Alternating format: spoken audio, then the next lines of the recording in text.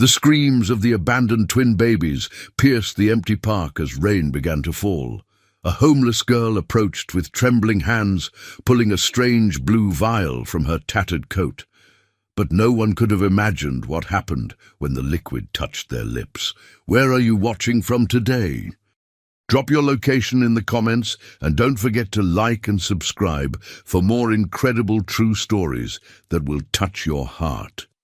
Thunder rumbled across Central Park as sheets of rain began to fall on that fateful October afternoon. 28-year-old Maxwell Price, heir to the Price Pharmaceuticals empire, stood beneath the shelter of his private car services umbrella, staring at his buzzing phone. Another board meeting cancelled, another decision delayed, another day of his $47 billion empire running itself while he struggled to find purpose after his wife's death.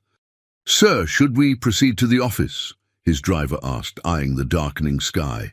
"No, Thomas, I need to clear my head. I'll walk through the park. Meet me on the east side in an hour." Thomas hesitated. "Sir, the storm." "The storm suits my mood," Maxwell said, stepping out from the umbrella's protection. The cold rain immediately soaked through his $10,000 suit, but he didn't care. Nothing seemed to matter these days. He walked aimlessly along the winding paths, passing the occasional jogger, rushing to beat the downpour. The park was emptying quickly as the weather worsened. His thoughts drifted to the twin boys waiting at home, 6-month-old Connor and Caleb, who had barely opened their eyes since birth. The specialist said they might never develop normally, that their neurological condition was beyond modern medicine's understanding. His sons, the only part of Catherine he had left, trapped in bodies that wouldn't respond, with minds that couldn't connect. A piercing cry cut through the rain's white noise. Maxwell stopped, listening. The cry came again. No. 2 distinct cries, harmonizing in their distress. He followed the sound to a secluded area near the Bethesda fountain. There, partially hidden by dripping foliage, stood an expensive-looking double stroller. The cries emanated from within, but no adult was visible nearby. Maxwell scanned the area, baffled. Who would leave infants alone in this weather? As he approached the stroller, he noticed movement beside it. A small figure knelt in the mud, rummaging through a worn backpack.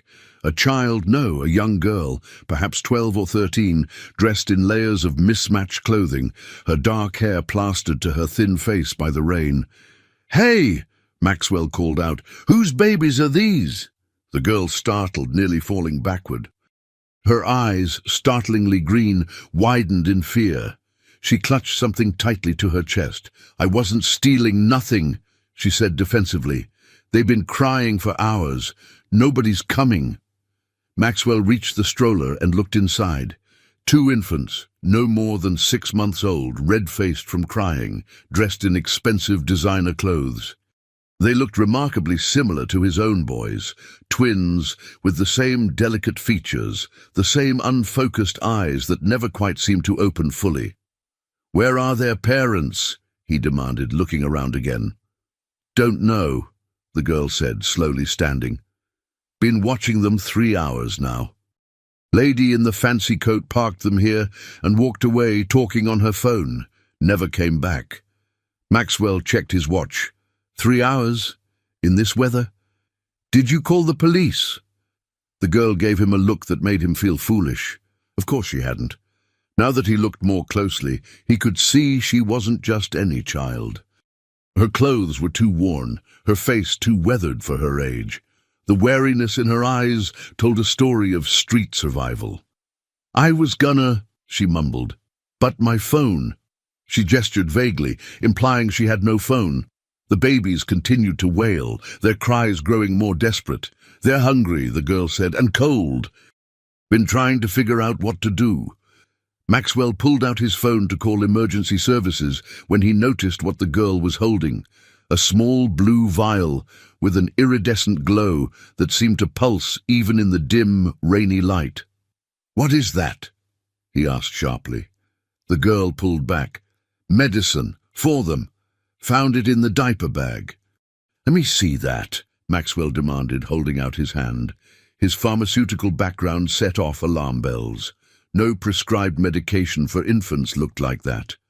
Reluctantly, the girl handed over the vial. Maxwell examined it closely. No label, no markings. The liquid inside shifted and swirled as if alive, giving off a faint blue luminescence. In his 15 years running Price Pharmaceuticals, he'd never seen anything like it.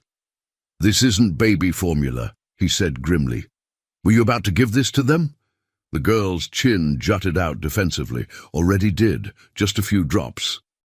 They stopped crying for a minute, then started again. "I think they need more." Maxwell nearly dropped the vial. "You did what? This could be anything. It could be poison." "They opened their eyes," the girl said quietly. Maxwell froze. "What did you say?" "They opened their eyes wide, just for a second, then they looked right at me. Like they really saw me." Maxwell stared at the crying infants, then at the mysterious vial. Something impossible sparked in his mind. His sons had the same issue. Eyes that never fully opened, that never seemed to focus or connect. Countless specialists had failed to help them. As he hesitated, one of the babies in the stroller let out a cry, so pained it seemed to pierce his very soul. "My name's Lily," the girl said suddenly. "I'm 12, been on my own since my mom died last winter. I wouldn't hurt no babies. But they need help, now." A crack of lightning illuminated her face, thin, determined, and utterly sincere. In that moment, Maxwell Price, a man who made billion-dollar decisions daily, found himself unable to decide what to do next. Call the authorities? Take the babies himself? And what about this strange blue liquid and the homeless child who had appointed herself their protector? The rain poured down harder as the first impossible choice of many loomed before him. Lily clutched her tattered backpack to her chest as the well-dressed man examined the twins. 3 months on the streets had taught her to be wary of adults, especially rich ones who asked too many questions. "We need to get these babies out of the rain," the man said, his voice carrying the unmistakable authority of someone used to being obeyed. "I'm calling the police." Panic surged through Lily. "No, no cops!" The words burst from her before she could stop them. The man's eyes narrowed. "Why not?" Lily shifted uncomfortably. She couldn't explain her instinctive fear of authorities, how the system had failed her after Mom died, how she'd escaped from her 3rd foster home when her guardian had started coming into her room at night, or how she'd learned that people like her disappeared into the system, sometimes forever. "Just please," she said, "not yet. Something's not right about these babies." To her surprise, the man's expression changed, softening slightly.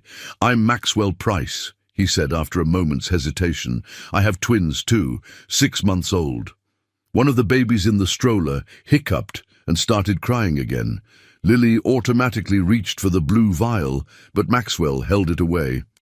"We don't know what this is," he said firmly. "I do," Lily insisted. "It helps them. I've been watching that lady with them for weeks. She comes to the park every Tuesday and Friday at exactly 2 p.m. Always gives them a few drops when they cry. Then they open their eyes and look around like they're actually awake." "You've been watching them for weeks?" Maxwell asked incredulously. Lily shrugged. "The park's warm when it's not raining. I come here to read." She didn't mention that she sometimes picked through discarded lunches from the nearby cafe, or that the bathroom facilities were cleaner than most. Maxwell seemed to be processing this information, his gaze moving from Lily to the babies to the vial and back again. "The lady who left them," he said slowly. "Describe her." "Tall, blonde hair cut short, always wears sunglasses and fancy clothes, talks on her phone a lot, has a weird accent." Lily hesitated. "She doesn't love them. Never touches them except to give the medicine." "How do you know she doesn't love them?" "I just know," Lily said simply. She'd spent enough time watching families in the park to recognize the difference. "She treats them like a job. A job. The word hung between them as another crack of lightning split the sky, followed almost immediately by a deafening thunderclap. One of the babies began screaming in earnest. Maxwell made a decision. "My car is waiting on Fifth Avenue. We're taking these children somewhere dry and then we're figuring this out." His tone left no room for argument. "What about me?" Lily asked, suddenly terrified he would leave her behind. Maxwell looked at her drenched form and sighed. "You're coming too. You're a witness." 20 minutes later, Lily found herself in the most luxurious apartment she'd ever seen. A penthouse overlooking Central Park, with ceilings so high they made her dizzy. The twins, now quieter but still fussing, were being examined by a private doctor Maxwell had summoned with a single phone call. "No identification on them or in the stroller," Maxwell reported, returning to the living room where Lily sat awkwardly on the edge of a white sofa, afraid to get it wet or dirty. No notes, no contact information. Just diapers, blankets and that. He nodded toward the blue vial, which sat on a glass table. The doctor, a middle-aged woman named Dr. Chen, looked up from examining the second twin. "These babies are approximately 6 months old, well-nourished, and despite their current distress, appear to be in good health," she reported. "However..." "However what?" Maxwell prompted. Dr. Chen frowned. "Their pupils are unusual. Dilated but unresponsive to light, and there's something about their muscle tone that reminds me of certain neurological conditions. They remind me of your boys, Maxwell." Maxwell tensed visibly. "That's impossible." "What boys?" Lily asked. Maxwell ignored her question. "What about the substance?" he asked Dr. Chen, gesturing to the blue vial. The doctor shook her head. "I'd need proper lab equipment to analyze it. I strongly advise against administering an unknown substance to these infants." "But I already told you, it helps them," Lily protested. "I've seen it." "Doctor..." Chen gave her a patronizing smile. "Young lady, I understand you're concerned," but she was interrupted by a shrill cry from one of the twins. The baby's face contorted in discomfort, body stiffening. Then the second twin began the same distressed wailing. "They need it," Lily insisted, standing up. "They're in pain." Maxwell looked torn, his gaze moving from the crying infants to the mysterious vial. "Dr. Chen, I need you to take this to the lab immediately. Full analysis. Priority status." The doctor nodded, carefully taking the vial and placing it in her bag. "Wait!" Lily cried. "They need it now. You can't take it all." "Lily," Maxwell said firmly, "we can't just give them an unknown substance." "Then what about your twins?" she challenged. "You said you have twins too, with the same, whatever this is. Where are they?" A heavy silence fell, broken only by the crying of the abandoned infants. Maxwell's face went through a complex series of emotions before settling on resignation. "Teresa," he called, and a uniformed nanny appeared so quickly she must have been waiting nearby. "Please bring Connor and Caleb." Minutes later, Lily found herself staring at 2 more babies, identical to the ones from the park, except for their clothing. These twins were quiet, unnaturally so, their eyes half closed, their little bodies barely moving. "This is their normal state," Maxwell said quietly. "Born this way, every specialist, every test, every treatment, nothing helps. It's as if they're only half here." Lily approached Maxwell's twins cautiously. "They're the same," she whispered. "Exactly the same." Dr. Chen was examining all 4 babies now, her professional composure cracking. "This is unprecedented. They appear to be suffering from identical neurological symptoms, yet the condition doesn't match anything in medical literature." "They need the medicine," Lily insisted again. "Just a drop, please." Before anyone could stop her, she lunged for Dr. Chen's bag. Maxwell moved to intercept her, but she was quicker, her small fingers closing around the blue vial. In the scuffle, the top came loose, and a single drop fell onto the back of Lily's hand. The effect was immediate and terrifying. The drop seemed to sink into her skin, leaving a glowing blue trace that spread through her veins like lightning. Lily gasped, her eyes widening. "It burns!" she cried out, then froze. Her green eyes began to glow with the same ethereal blue light. "Lily!" Maxwell reached for her cautiously. When she spoke, her voice had changed, becoming deeper, older, with a strange accent. "The children must receive their nourishment. The awakening has begun." Then she collapsed to the floor, the vial rolling from her limp fingers. The world swirled in shades of blue as Lily floated somewhere between consciousness and something else. Voices echoed around her, distorted and distant. Neurological activity off the charts. Never seen anything like it. Should call authorities immediately. Something cool pressed against her forehead. Lily forced her eyes open, blinking against harsh light. Dr. Chen leaned over her, pressing a cold compress to her head. "She's waking up," the doctor called over her shoulder. Lily tried to sit up but fell back, dizzy. "What happened?" she mumbled. "You had some kind of seizure," Dr. Chen said, her clinical tone barely masking concern. "After contact with the substance." Memory rushed back, the blue liquid, the burning sensation, the strange voice that had used her mouth to speak. Lily shuddered. "The babies," she said suddenly. "Are they okay?" "They're fine," Maxwell's voice came from somewhere to her left.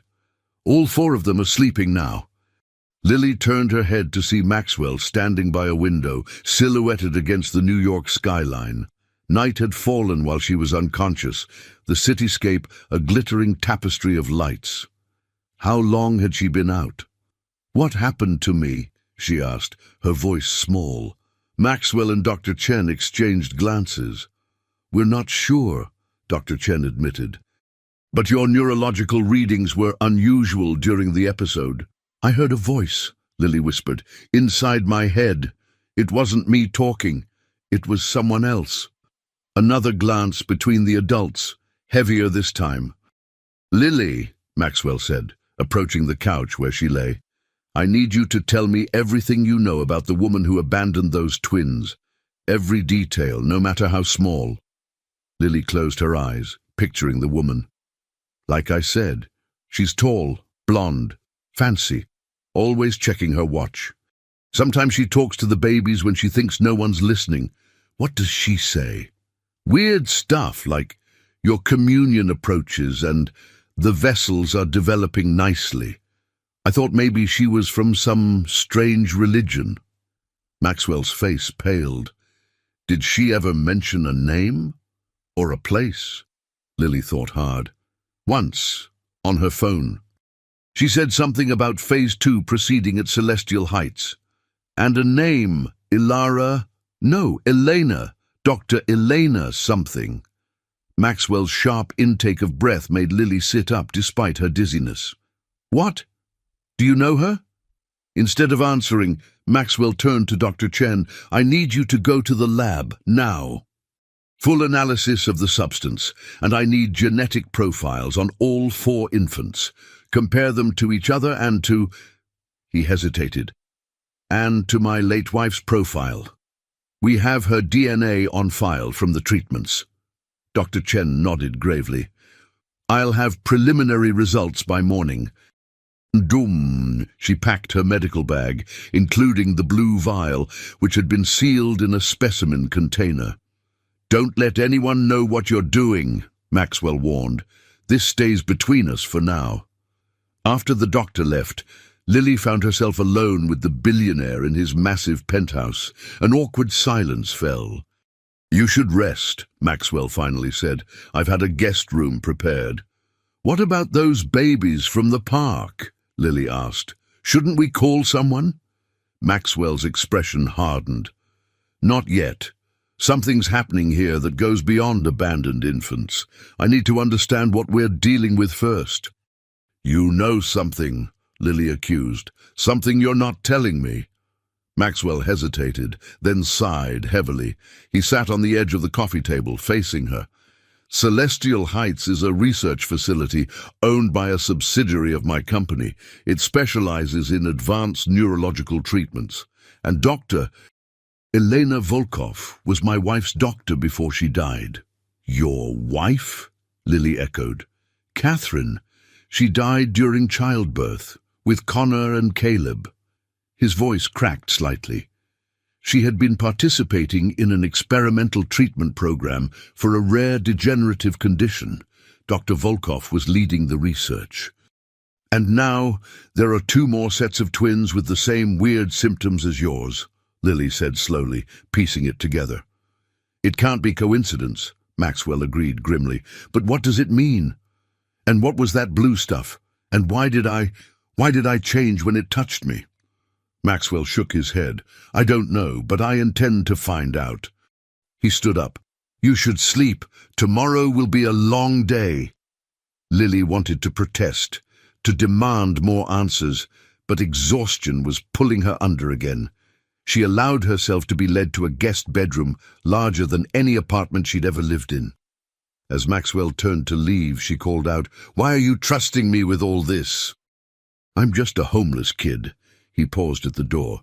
Because you helped those babies when no one else would, and because you've seen things no one else has.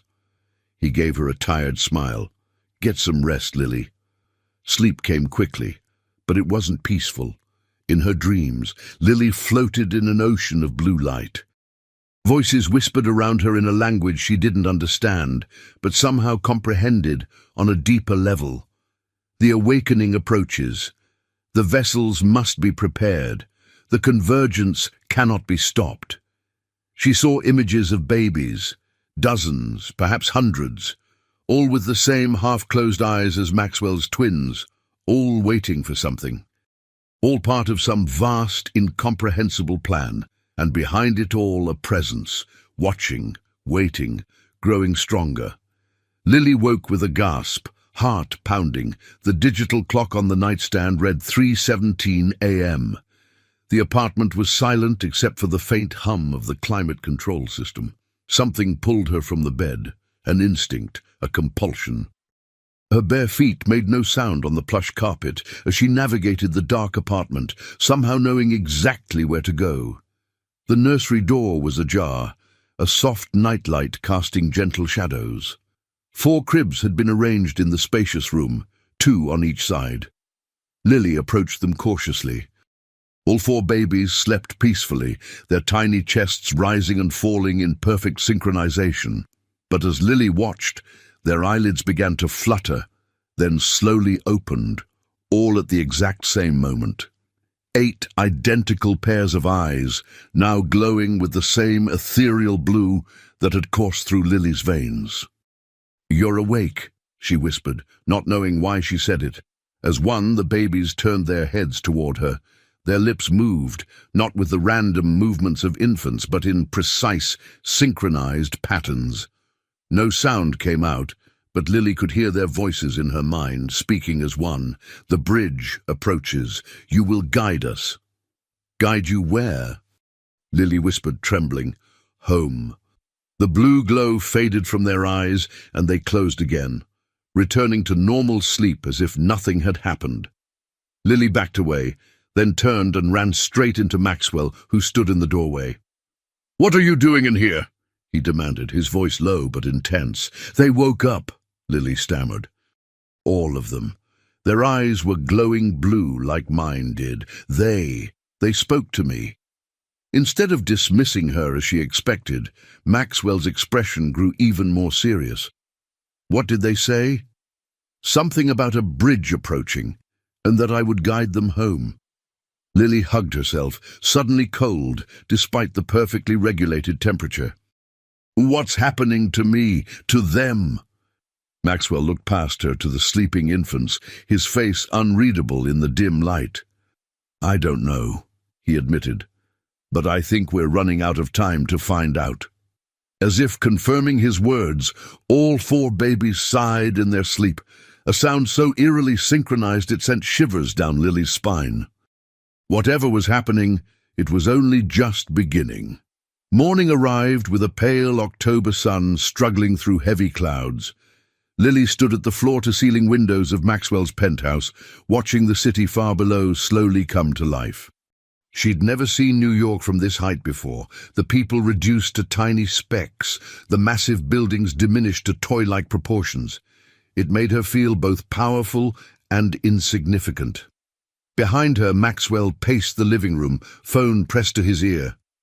He'd been making calls since dawn, his voice alternating between commanding and concerned. Lily had caught fragments. Full security detail. Complete lockdown of the facility. All records from the Prometheus project. The twins, all four of them, were being watched by two nurses in the nursery. Doctor. Jen had not yet returned with the test results, and the tension in the penthouse was palpable. Lily's stomach growled loudly, reminding her she hadn't eaten since yesterday's half-sandwich salvaged from a park trash can. The thought made her flush with embarrassment. What must Maxwell think of her? Dirty, homeless, picking through garbage. As if reading her thoughts, Maxwell ended his call and turned to her. "You must be hungry. I'll have something sent up." Before Lily could respond, the elevator chimed. Both of them tensed, but it was only Teresa, the nanny, returning with shopping bags. "Everything you requested, Mr. Price," she said, setting the bags down. She gave Lily a curious look, but didn't comment on the strange girl's presence in her employer's home. "Thank you, Teresa. Could you please arrange breakfast for our guest?" Maxwell gestured toward the bags. "Some clothes for you, Lily. The bathroom is through there if you'd like to clean up." Lily stared at the designer shopping bags, then at her own grimy hands. How long had it been since she'd had a proper shower? Since she'd worn clean clothes that weren't scavenged from donation bins? "Thank you," she managed, gathering the bags. The bathroom was bigger than the entire studio apartment she'd shared with her mother before everything fell apart. Marble and glass gleamed under soft lighting, and the shower had more buttons and nozzles than she knew what to do with. For a moment, she just stood there, overwhelmed. Then slowly, she began to undress, wincing at how her clothes stuck to her in places, how they smelled of street and sweat and survival. She avoided looking in the mirror, not wanting to see what these past months had done to her. The water was gloriously hot. The pressure perfect. Lily used every product on the shower caddy, washing away layers of grime and despair. By the time she emerged, pink-skinned and wrapped in the fluffiest towel she'd ever felt, she almost felt human again. The clothes fit perfectly. Jeans, a soft green sweater, even underwear and socks, all in exactly her size. Had Maxwell guessed?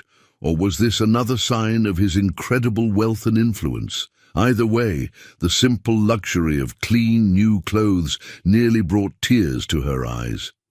When she returned to the living room, her damp hair combed back from her face, Maxwell did a double-take. Without the dirt and oversized clothes, Lily looked her age, a pretty 12-year-old with intelligent green eyes and a dusting of freckles across her nose. "Better?" he asked. Lily nodded, suddenly shy. "Thank you." A breakfast spread waited on the dining table, eggs, pastries, fresh fruit, juices. Lily tried not to fall upon it like a starving animal, but her restraint lasted only until the first bite of buttery croissant hit her tongue. She ate with the focused intensity of someone who had learned that meals were not guaranteed. Maxwell watched her for a moment, then said quietly, "When did you last have a proper meal, Lily?" She shrugged, mouth too full to answer politely. "And where have you been staying?" Another shrug. "Around. Parks mostly. There's a shelter on 28th, but they ask too many questions. What happened to your parents?" His tone was gentle but direct. Lily put down her fork. Appetite suddenly diminished. "Mom died in January.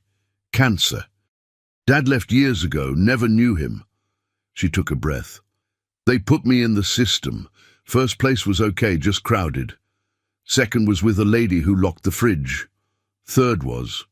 She trailed off, not wanting to articulate those memories. I left. Been on my own since April. Maxwell's expression darkened. You've been homeless for 6 months. You're 12 years old. I'm almost 13, Lily corrected defensively, and I'm doing okay. I know which libraries let you stay all day. I know where the free meal programs are. I'm careful. No one's looking for you. Maybe. Probably gave up by now. She picked up her fork again, stabbing at a piece of melon. Can we talk about something else, like what's happening with those babies? Maxwell seemed about to press further, but the elevator chimed again. This time it was Dr. Chen, looking exhausted but alert, a secure tablet clutched in her hands. I have the results, she said without preamble. Maxwell gestured for her to sit. Tell me. Doctor. Chen placed the tablet on the table, bringing up a series of complex charts and data. The substance is like nothing I've ever seen. It has properties of both a pharmaceutical compound and something else. The molecular structure keeps changing, adapting. It's almost like it's alive. Alive? Maxwell echoed. That's impossible. So is what it does to neural activity, Dr. Chen countered, bringing up a brain scan. This is a standard reading from a 6-month-old infant. She swiped to another image. This is from one of the abandoned twins, taken last night. Even Lily could see the difference. Where the first image showed scattered patches of color, the second was alive with bright, interconnected patterns. Their brains are operating at levels we've never recorded in humans, especially not infants, Dr. Chen explained. It's as if entire regions that should be dormant are fully activated. What about the DNA tests? Maxwell asked. Doctor. Chen hesitated, glancing at Lily. She stays, Maxwell said firmly. She's involved now. With a nod, Dr. Chen continued. The abandoned twins are genetically identical to Connor and Caleb. Maxwell went very still. That's not possible. They can't be identical to my sons. Not just similar, Maxwell, identical, down to the last marker. Doctor. Chen's voice softened. And they all share half their DNA with Catherine. They're all her biological children. The room fell silent. Lily looked between the two adults, trying to process what this meant. Catherine only carried twins, Maxwell said finally, his voice barely audible.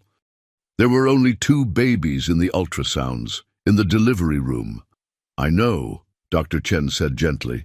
That's why I ran the tests 3 times. There's no mistake. Maxwell stood abruptly, turning to face the windows. His shoulders were rigid with tension. And the genetic father of the abandoned twins. Not you, Doctor. Chen confirmed what they already suspected. But the paternal DNA is unusual. There are markers I can't identify, sequences that don't appear in any database. Lily finally found her voice. So what does this mean? That lady just abandoned clones of your babies in the park? Not clones, Dr. Chen corrected. They share a mother but have different fathers, half-siblings with identical maternal DNA. But how? Lily persisted. His wife died, right? How could there be more babies? Maxwell turned back to them, his face ashen but resolute. Celestial Heights, the Prometheus Project. Elena Volkov. He picked up his phone. I'm going there now. I need answers. I'm coming too, Lily declared, standing up. Absolutely not, Maxwell retorted. This could be dangerous. Those babies talk to me, Lily insisted. In my head. They said I'm supposed to guide them, and that blue stuff did something to me. She pushed up her sleeve to reveal her forearm, where faint blue lines were still visible beneath her skin, tracing the path of her veins. I'm already part of this, whatever it is. Maxwell and Dr. Chen stared at her arm in shock.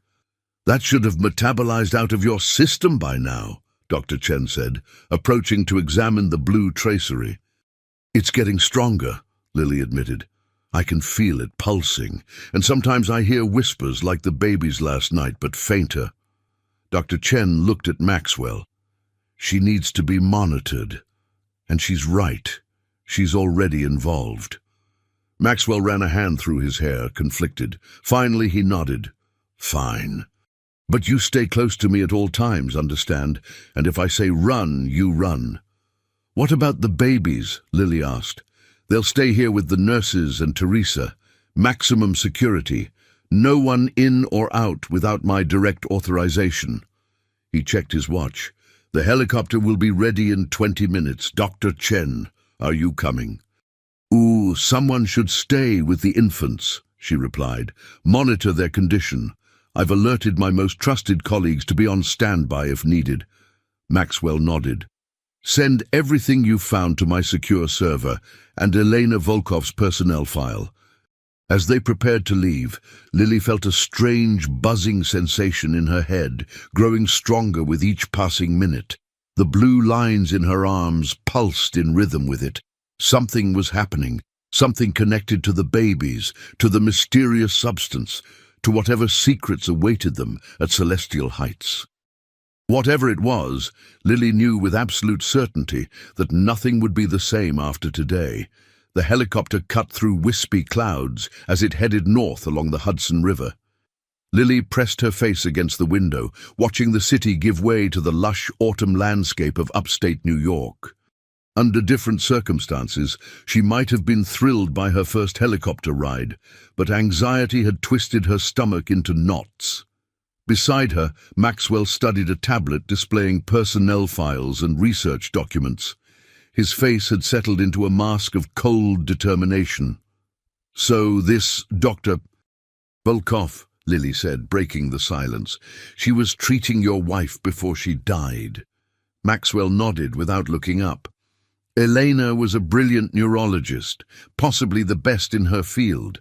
Catherine had been diagnosed with Bader's syndrome, a rare degenerative condition. Elena promised a revolutionary treatment, and it didn't work. It seemed to at first. Catherine's symptoms improved dramatically, but then she became pregnant. His voice tightened. The pregnancy accelerated the degeneration. By the delivery, her body was failing. She died minutes after the twins were born. I'm sorry, Lily said quietly. Maxwell finally looked up, his eyes haunted. The boys were born with their eyes half closed, unresponsive. Every specialist said the same thing, some unknown neurological condition, possibly connected to the experimental treatment Catherine received. Elena disappeared the day after the delivery. The official story was that she'd accepted a position overseas, but now... Now you think she took your wife's stuff and made more babies? Lily frowned. But why? And why leave them in the park for me to find? I don't know, Maxwell admitted. But we're going to find out. The helicopter began its descent toward a sprawling complex nestled among the trees. Celestial Heights looked more like a luxury resort than a medical facility. Gleaming glass and steel structures connected by covered walkways, surrounded by immaculately landscaped grounds. It looks peaceful, Lily commented. Appearances can be deceiving, Maxwell replied grimly. They landed on a helipad where a security team waited. The head of security, a former military man named Briggs, greeted Maxwell with practiced efficiency. The facility is on lockdown as ordered, sir. All personnel accounted for except Dr. Volkov, who hasn't reported in for 3 days. And the Prometheus project files? Secured in the central server room, but there appear to be significant deletions. Maxwell's jaw tightened. Take us there first. As they walked through the facility, Lily noticed the curious glances from staff members, partly directed at Maxwell, whose visit was clearly unexpected, but mostly at her, a child in a place where children didn't belong. The central server room was a climate-controlled space filled with humming equipment. A nervous-looking technician waited for them, fingers fidgeting with his ID badge. Mr. Price, sir, we've retrieved what we could, but Dr. Volkov implemented a cascading deletion protocol, very sophisticated. Show me what you've salvaged, Maxwell ordered. The technician brought up fragmented files on a large screen. Most were corrupted beyond recognition, but a few contained legible sections. One showed a molecular diagram of what Lily recognized as the blue substance. Another contained a list of dates and status reports. Vessel Group A, gestation complete. Subjects C1 and C2 delivered. Maternal source expired during procedure. Neural development below expectations. Vessel Group B, artificial gestation proceeding on schedule. Subjects V1 and V2 showing improved neural patterns after Protocol 7 modification. What does Vessel Group mean? Lily whispered to Maxwell. His expression had gone dangerously dark. I think they were using women as surrogates. Vessel Group A must refer to Catherine. His voice was controlled but trembling with rage. They used my wife as a test subject. The technician scrolled to another partially recovered file, this one containing video fragments. The timestamp showed a date just 3 months ago. The image quality was poor, but it clearly showed a laboratory where 2 infants, twins, lay in specialized incubators while a team in medical garb monitored them. A woman with short blonde hair directed the proceedings. "That's her," Lily gasped. "The woman from the park." Maxwell nodded, his eyes never leaving the screen. Elena Volkov. In the video, Dr. Volkov approached the incubators with a syringe containing the now familiar blue liquid. As she administered it to each infant, monitoring equipment around them went haywire. The baby's eyes opened fully for the first time, glowing with ethereal blue light. Dr. Volkov turned to the camera, her expression triumphant. Phase 2, successful. The awakening has begun. We are ready to proceed with Convergence Protocol. The video ended abruptly. "What's the Convergence Protocol?" Lily asked. Before Maxwell could respond, an alarm began blaring throughout the facility. Briggs rushed into the server room, hand on his weapon. "Sir, we have a breach in Section C, the cryogenics lab." "Cryogenics? What are they storing there?" Maxwell demanded. "According to the manifest embryonic material," Briggs reported. "Security footage shows Dr. Volkov. She's here, sir." Maxwell's decision was immediate. "Lock down the entire wing, no one in or out." He turned to Lily. "Stay close to me." They moved swiftly through the facility, flanked by security personnel. The alarm continued to wail as emergency protocols activated, sealing doors and shuttering windows automatically. Section C was a separate building connected by an enclosed walkway.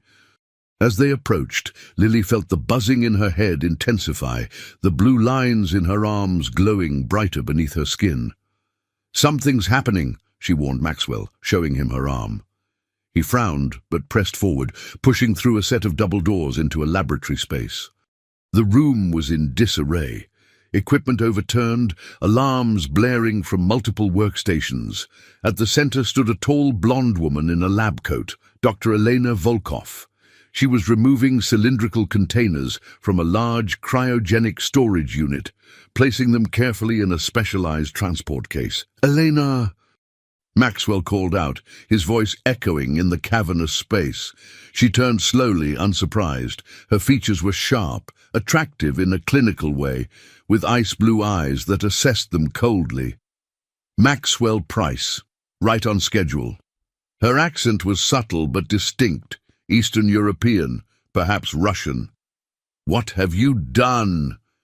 Maxwell demanded, advancing toward her. "The babies, all of them. What have you done?" Elena's lips curved in a smile that didn't reach her eyes.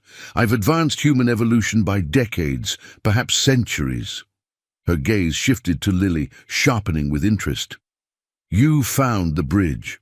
She stepped closer, studying the glowing blue traces in Lily's arms. "Fascinating. The neural synchronization has already begun." Lily shrank back against Maxwell. "Why are you calling me that? What did you do to those babies?" "They're not just babies," Elena replied. "They're the first generation of a new paradigm. Humans with activated neural capacities beyond anything our species has ever achieved." She gestured to the containers she'd been collecting. and these will be the second generation, improved based on our findings. Our findings?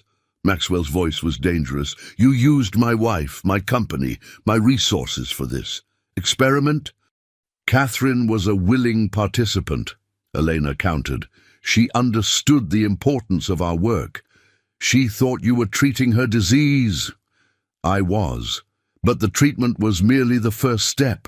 The Prometheus project was always about more than curing one woman's degenerative condition. Elena's eyes gleamed with fervor.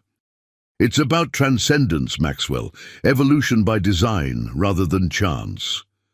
And the abandoned twins, Maxwell demanded. Why leave them in the park? A necessary exposure test.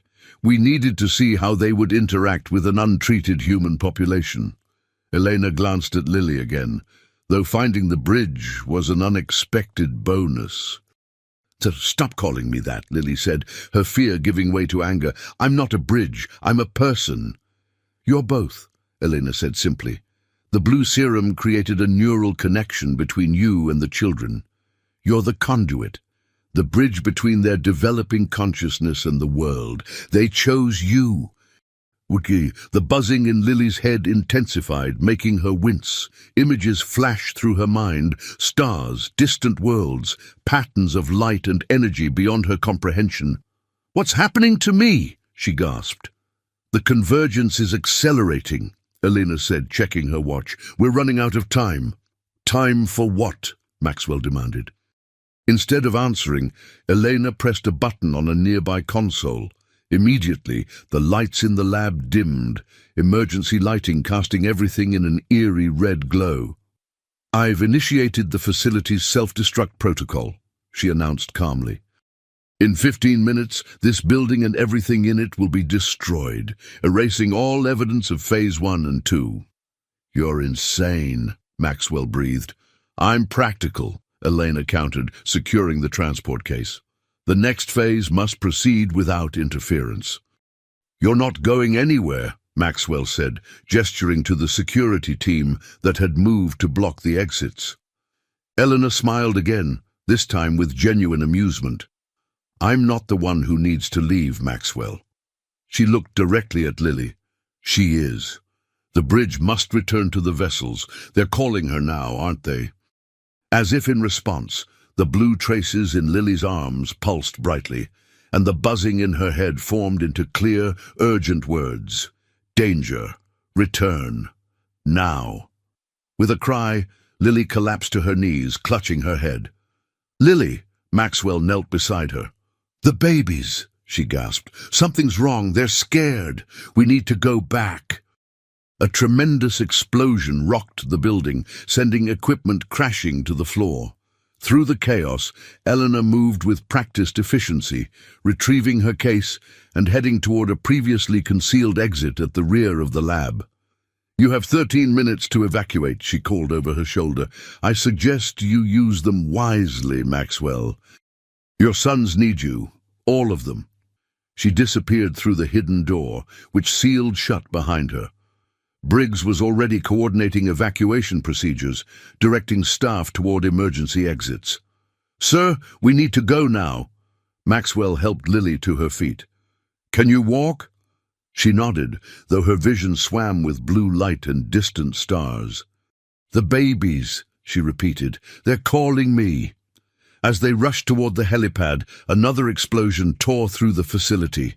Flames began consuming the beautiful buildings, thick smoke billowing into the clear autumn sky. In the helicopter, rising above the destruction, Lily pressed her hands against her temples, trying to quiet the voices that had become a chorus of fear and need.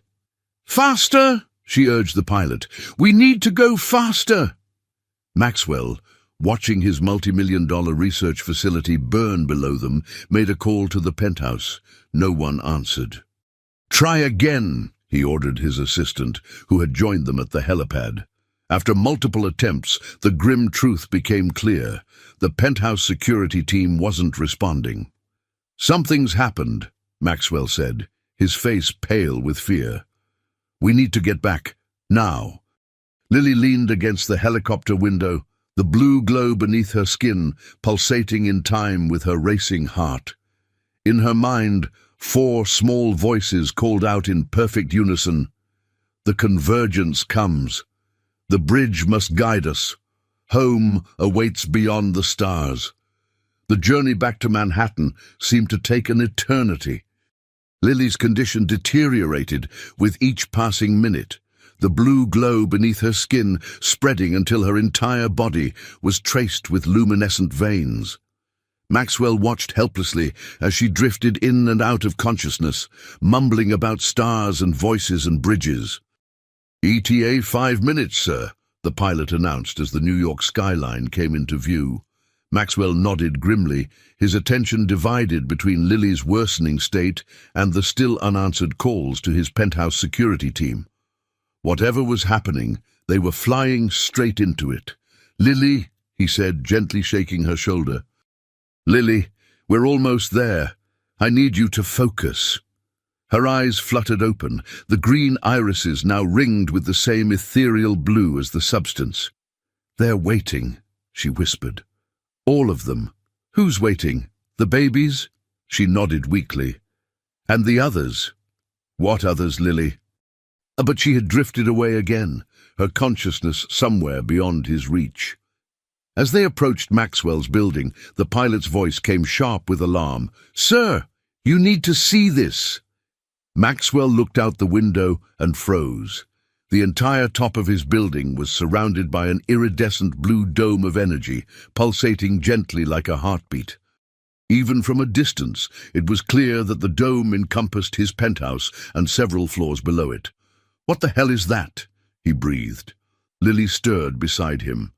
"The convergence begins," she murmured, her voice once again carrying that strange, older quality.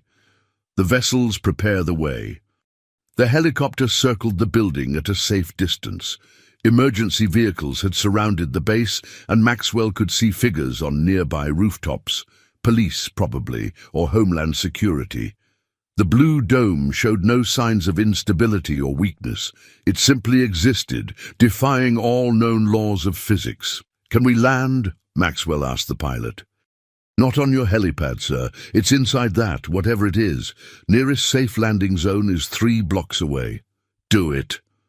Minutes later, they were hurrying through streets filled with onlookers and emergency personnel. Maxwell had to carry Lily, who could no longer walk on her own. Her slight body was alarmingly hot to the touch, as if she were burning with fever. They were stopped at the police barricade surrounding his building. "Sorry, sir, no one goes past this point," a stern-faced officer informed them. Maxwell shifted Lily in his arms. "I'm Maxwell Price. That's my building. My children are in there." Recognition dawned in the officer's eyes. "Mr. Price, yes. The security team mentioned you might return. You need to speak with the incident commander immediately." They were escorted to a mobile command center, where a harried-looking NYPD captain and a woman in an FBI windbreaker were studying surveillance footage of the Blue Dome. "Mr. Price," the captain greeted him tersely, "we've been trying to reach you." "What's happening in my building?" Maxwell demanded. The FBI agent stepped forward. "Special Agent Rivera, we were hoping you could tell us. The phenomenon began approximately 90 minutes ago. It appears to be centered in your penthouse, where we understand you have 4 infants in residence." "Yes, my sons and—" Maxwell hesitated, unsure how to explain the abandoned twins. "And their brothers. What about my staff? Teresa, the nurses, the security team?"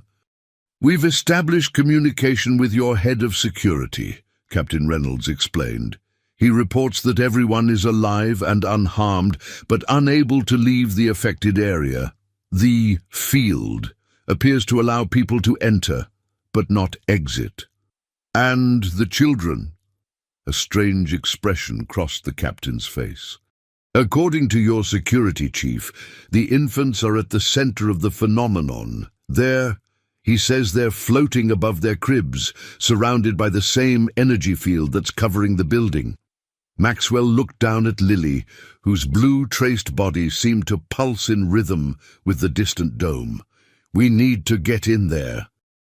"That's not advisable, sir," Agent Rivera said firmly.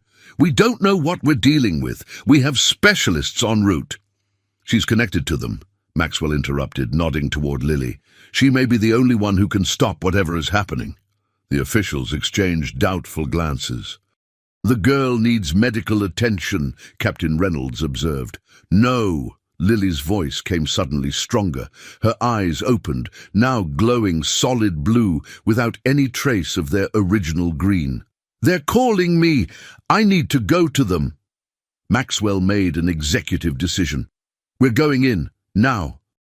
You can assist us or detain us, but every minute we waste puts more people at risk." Perhaps it was his tone of authority, or perhaps it was the increasingly unstable energy readings they were receiving from the dome, but the officials relented. "We'll escort you to the building entrance," Agent Rivera conceded. "But we're sending in a tactical team with you." 10 minutes later, they stood in the lobby of Maxwell's building, staring at the elevators. According to security, the blue field started on the 58th floor, 6 floors below the penthouse. "Elevators are operational up to the 57th floor, a tactical officer reported. "After that, we'd need to use the stairs." Maxwell nodded, still carrying Lily, whose condition seemed to stabilize somewhat as they got closer to the penthouse. The blue tracing still covered her skin, but she was more alert now, her eyes fixed on the ceiling as if she could see through the floors to what awaited above. "I should go first," she said with surprising clarity. "Not a chance," Maxwell and Agent Rivera said simultaneously. The elevator ride was tense and silent. When the doors opened on the 57th floor, they were met by an eerie blue glow emanating from the stairwell. The tactical team's equipment began to malfunction, radios emitting only static. "Energy readings are off the charts," one agent reported, checking a handheld device, "like nothing we've ever recorded." "Stay back," Lily said suddenly, pushing away from Maxwell and standing on her own for the first time in hours. "It won't hurt me, but it might hurt you." Before anyone could stop her, she walked toward the stairwell, the blue energy seeming to reach out to her, curling around her small form like a greeting. "Lily, wait!" Maxwell called, starting after her. She turned back, her face serene despite the otherworldly glow of her eyes. "It's okay. I understand now. I know what they need me to do." "What who needs? The babies or Elena Volkov?" "Neither. Both. It's complicated." She smiled faintly. "They're not what you think they are, Maxwell. They're not just babies. Then what are they? Messengers. Bridges, like me, but different." She looked up the stairwell. "I have to go to them now. They're waiting." Against all protocol and common sense, Maxwell found himself nodding. "I'm coming with you." Agent Rivera stepped forward. "Mr. Price, we strongly advise—" "They're my sons." Maxwell cut her off. "All of them." Lily looked at the tactical team. "They can't come. The field won't let them pass." "How do you know that?" Agent Rivera demanded. "Because they're telling me," Lily replied simply, tapping her glowing temple. "Only people connected to them can enter now. That's me and Maxwell." She paused. "And maybe Dr. Chen, if she were here."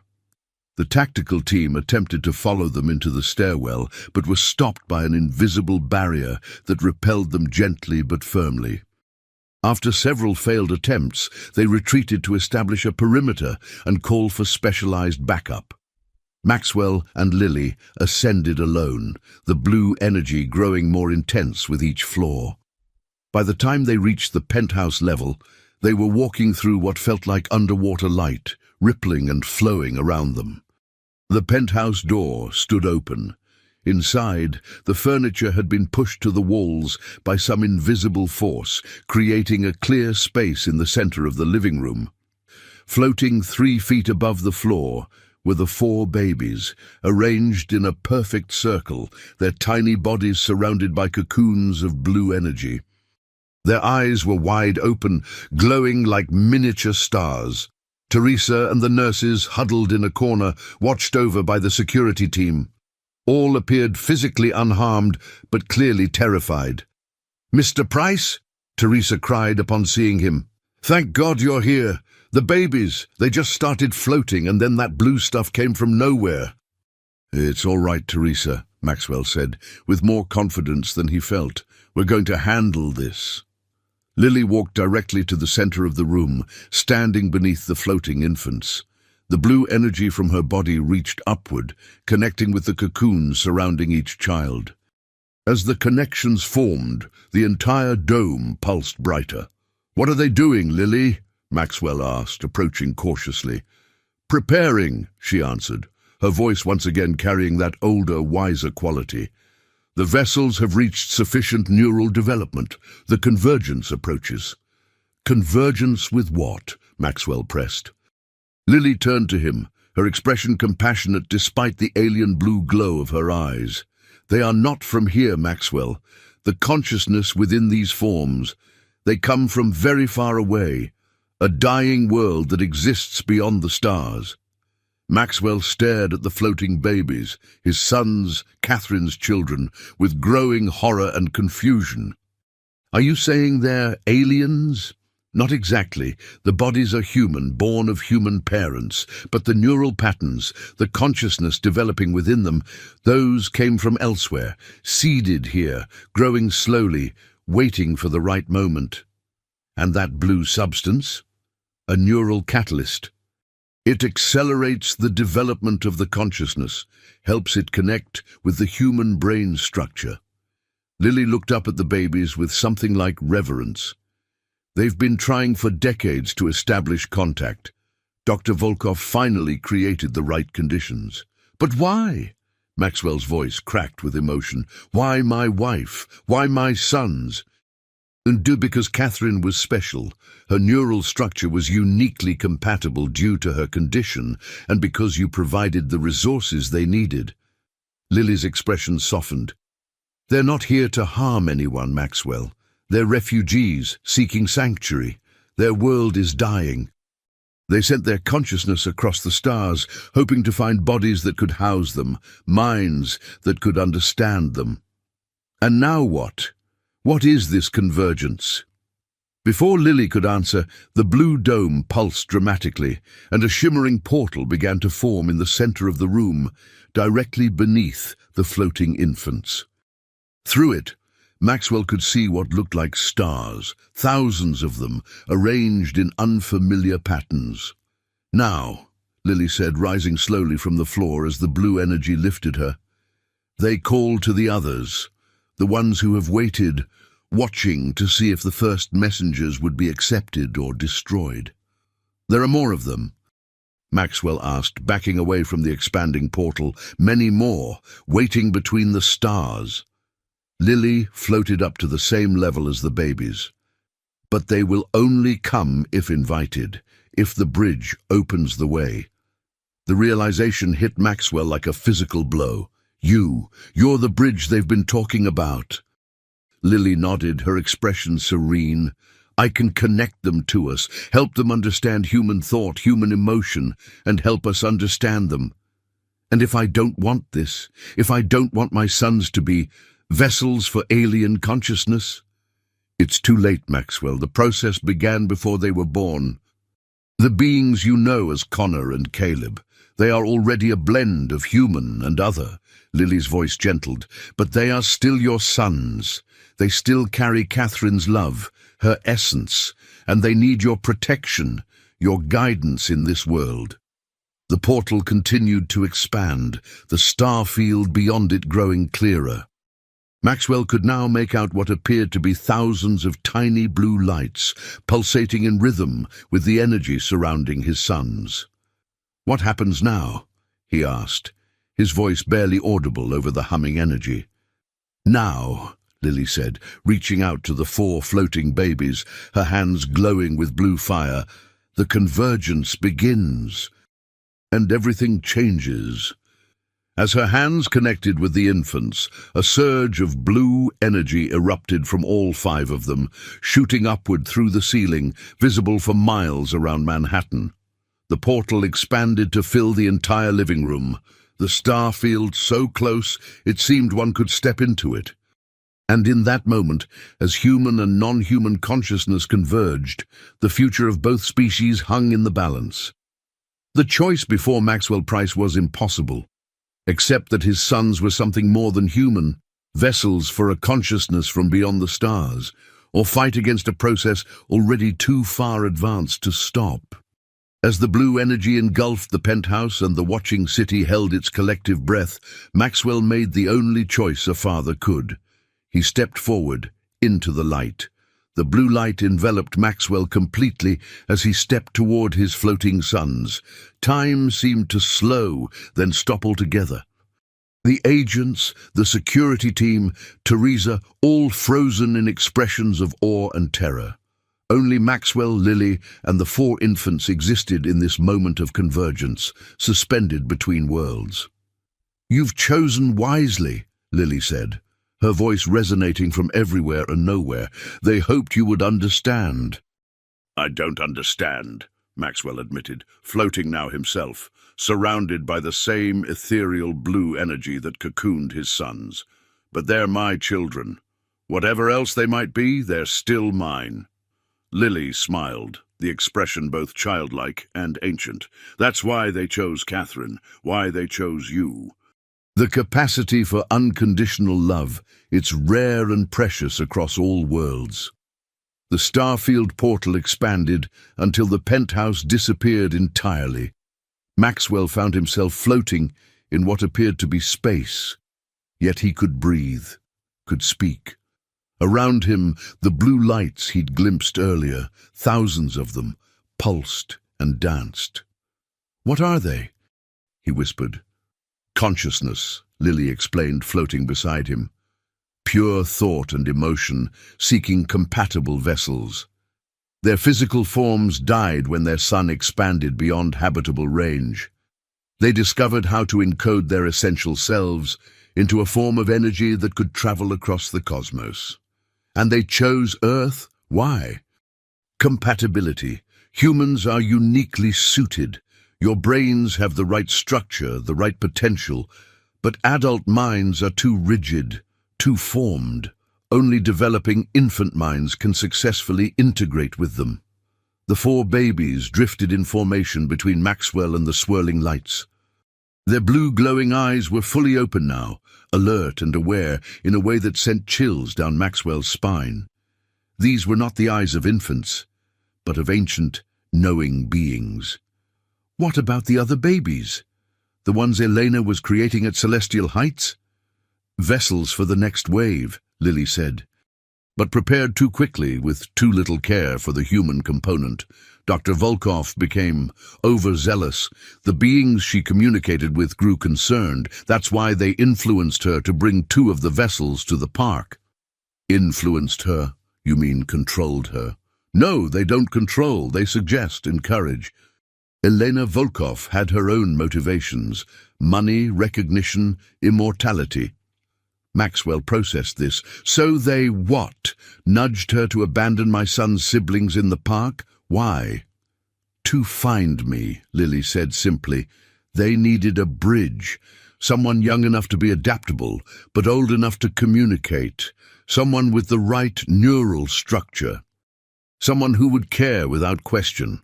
And that was you, a homeless girl who couldn't walk past crying babies." "Yes." One of the babies, Connor, Maxwell somehow knew, floated closer to him. A small, perfect hand reached out, touching his cheek. The moment of contact sent a surge of images, emotions, and knowledge flooding through Maxwell's mind. A dying world, billions of consciousnesses seeking escape, the long journey through the void, the careful observation of Earth and its inhabitants, the search for compatible partners. "They've been watching us for centuries," Maxwell gasped as the connection broke. "Learning our languages, our cultures, our biology." "Yes," Lily confirmed. waiting until we had developed the right technology to help complete the convergence. Dr. Volkov provided the final piece, the neural catalyst that allows full integration. And now what? They all come to Earth, take over our children? Not take over, join with, a symbiosis.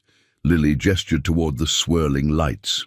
They don't want to replace humanity. They want to evolve with it, to share their knowledge, their 500 million years of civilization, in exchange for new physical existence. The four babies moved in unison, forming a square pattern. Between them, a new portal began to form, smaller but more intense.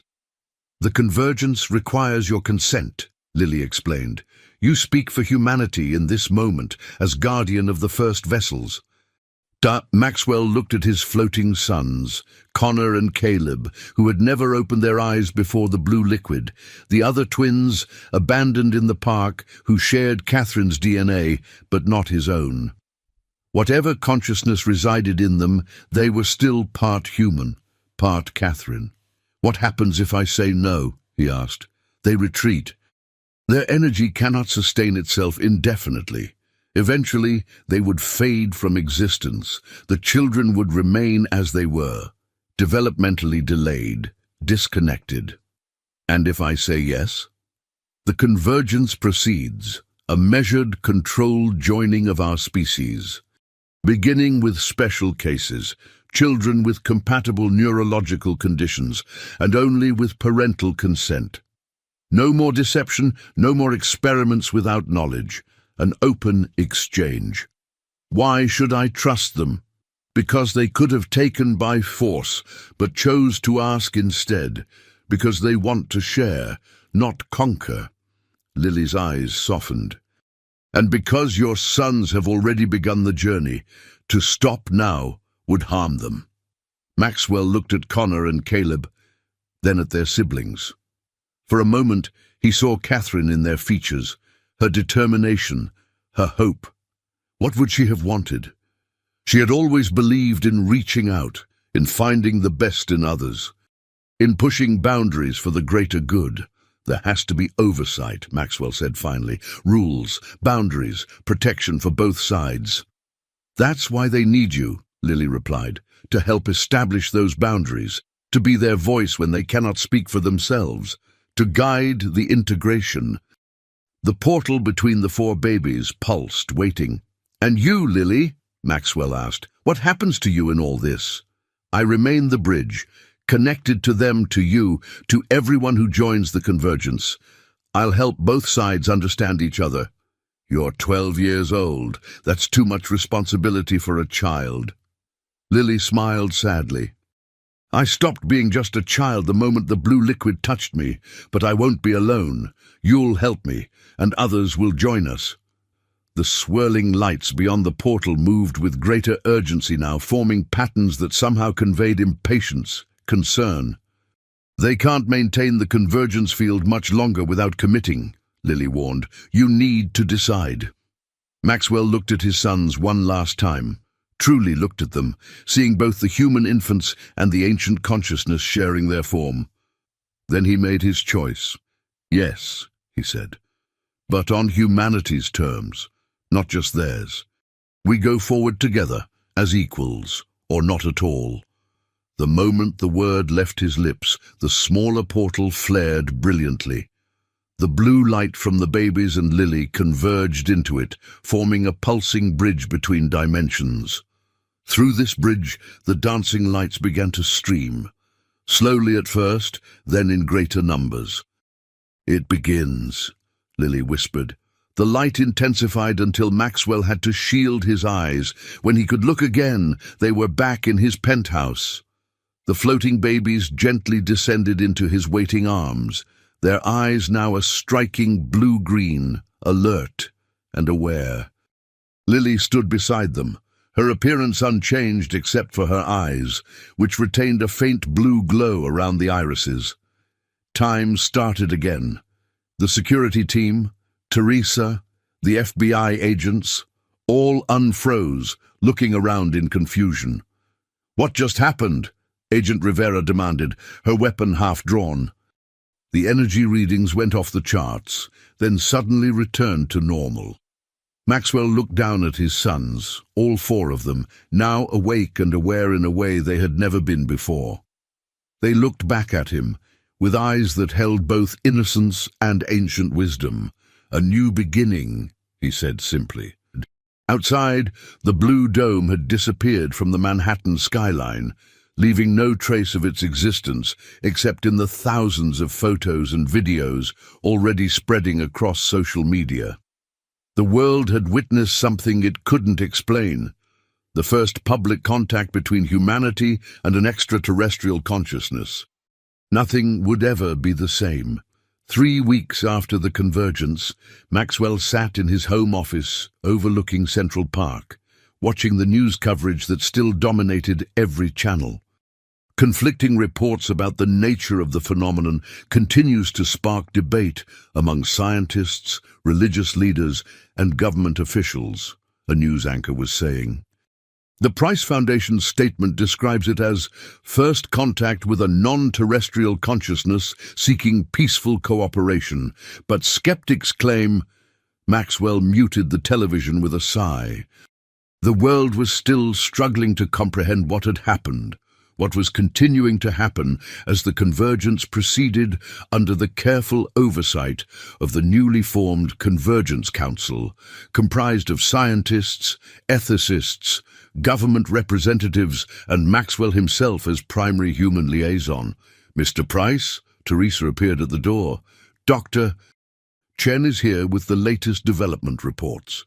"Send her in," Maxwell said, standing to greet his longtime friend and now chief medical advisor for the Convergence. Dr. Chen entered, tablet in hand, looking both exhausted and exhilarated, a common state for those working directly with the merged consciousnesses. "The results are remarkable," she said without preamble. "The first 20 children to undergo voluntary convergence are showing unprecedented neural development, language acquisition, mathematical reasoning, empathic response, all accelerated while maintaining age-appropriate emotional development." "And side effects?" Maxwell asked, ever cautious since that first dramatic day. "Minimal, some initial disorientation, sensitivity to light. The blue bioluminescence fades within 48 hours, as expected." She swiped through charts on her tablet. "The safeguards you insisted on are working. The consciousness only joins with the children gradually, allowing for natural integration." Maxwell nodded, relieved. After the initial convergence, he had established strict protocols. Only children with specific neurological conditions would be considered as candidates. Only with full, informed parental consent. Only under constant medical supervision, and only with the guarantee that the human consciousness remained primary, with the non-terrestrial consciousness as partner, not controller. Elena Volkov remained at large, presumably with her stolen embryonic material. International agencies were hunting her, but Maxwell suspected she had powerful backers, people who saw the convergence as a path to power rather than partnership. "And what about Lily?" he asked. Dr. Chen's expression softened. "Remarkable as always. Her ability to articulate the non-terrestrial perspective has been invaluable. Without her, I doubt we'd have made half as much progress in understanding what we're dealing with." As if summoned by her name, Lily appeared in the doorway, looking very different from the disheveled homeless child Maxwell had met in the park. Now dressed in clean jeans and a simple blue sweater, her hair neatly trimmed, she carried herself with a confidence beyond her years. The faint blue glow still outlined her irises, the permanent mark of her unique position as the bridge. "Maxwell, they're asking for you," she said. "All 4 of them." His sons, all legally his now, after expedited adoption proceedings for the abandoned twins, were developing at an astonishing rate. At 7 months old, they could focus their attention, recognize faces, and through their connection with Lily, communicate complex concepts. "Let's not keep them waiting," Maxwell replied with a smile. The nursery had been redesigned to accommodate the unique needs of 4 very special infants, gone were the traditional cribs, replaced by specially designed pods that monitored every aspect of their development while providing the neural stimulation they required. The moment Maxwell entered, all 4 babies turned toward him with perfect synchronization, their eyes, that striking blue-green that marked all converged children, lit up with recognition. "They've been experimenting with direct communication," Lily explained, approaching the nearest pod where Connor lay. "They want to show you." She placed her hand gently on Connor's forehead, closing her eyes in concentration. The baby reached up, tiny fingers wrapping around her thumb. A soft blue glow traveled up Lily's arm, across her shoulders and down her other arm, which she extended toward Maxwell. "Take my hand," she instructed. Maxwell did, and immediately felt a presence in his mind, not invasive but gentle, questioning. Then, to his astonishment, he heard a voice, childlike but underscored with something much older. "Father, we see you." Tears sprang to Maxwell's eyes. "Connor." "Yes, and Caleb, and Julian, and Leo." The voice was a blend of all 4, speaking as one. "We learn, we grow. Soon we speak directly." "How soon?" Maxwell asked aloud, though he understood the communication was mental. "Months, not years. Our bodies develop slowly, our minds faster. We have much to share." "What do you want me to know?" Maxwell asked, overwhelmed by this first direct contact with his sons. "Danger comes. Elena creates more vessels, without protection, without balance. The joining must be gentle, consensual. Her way brings harm to both our kinds."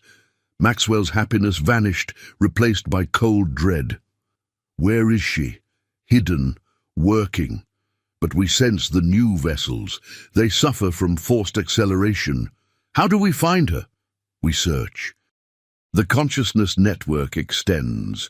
We will locate." The connection began to fade, the babies growing tired from the effort of communication. "Trust Lily. She is our voice until we find our own, and she needs you as much as we do."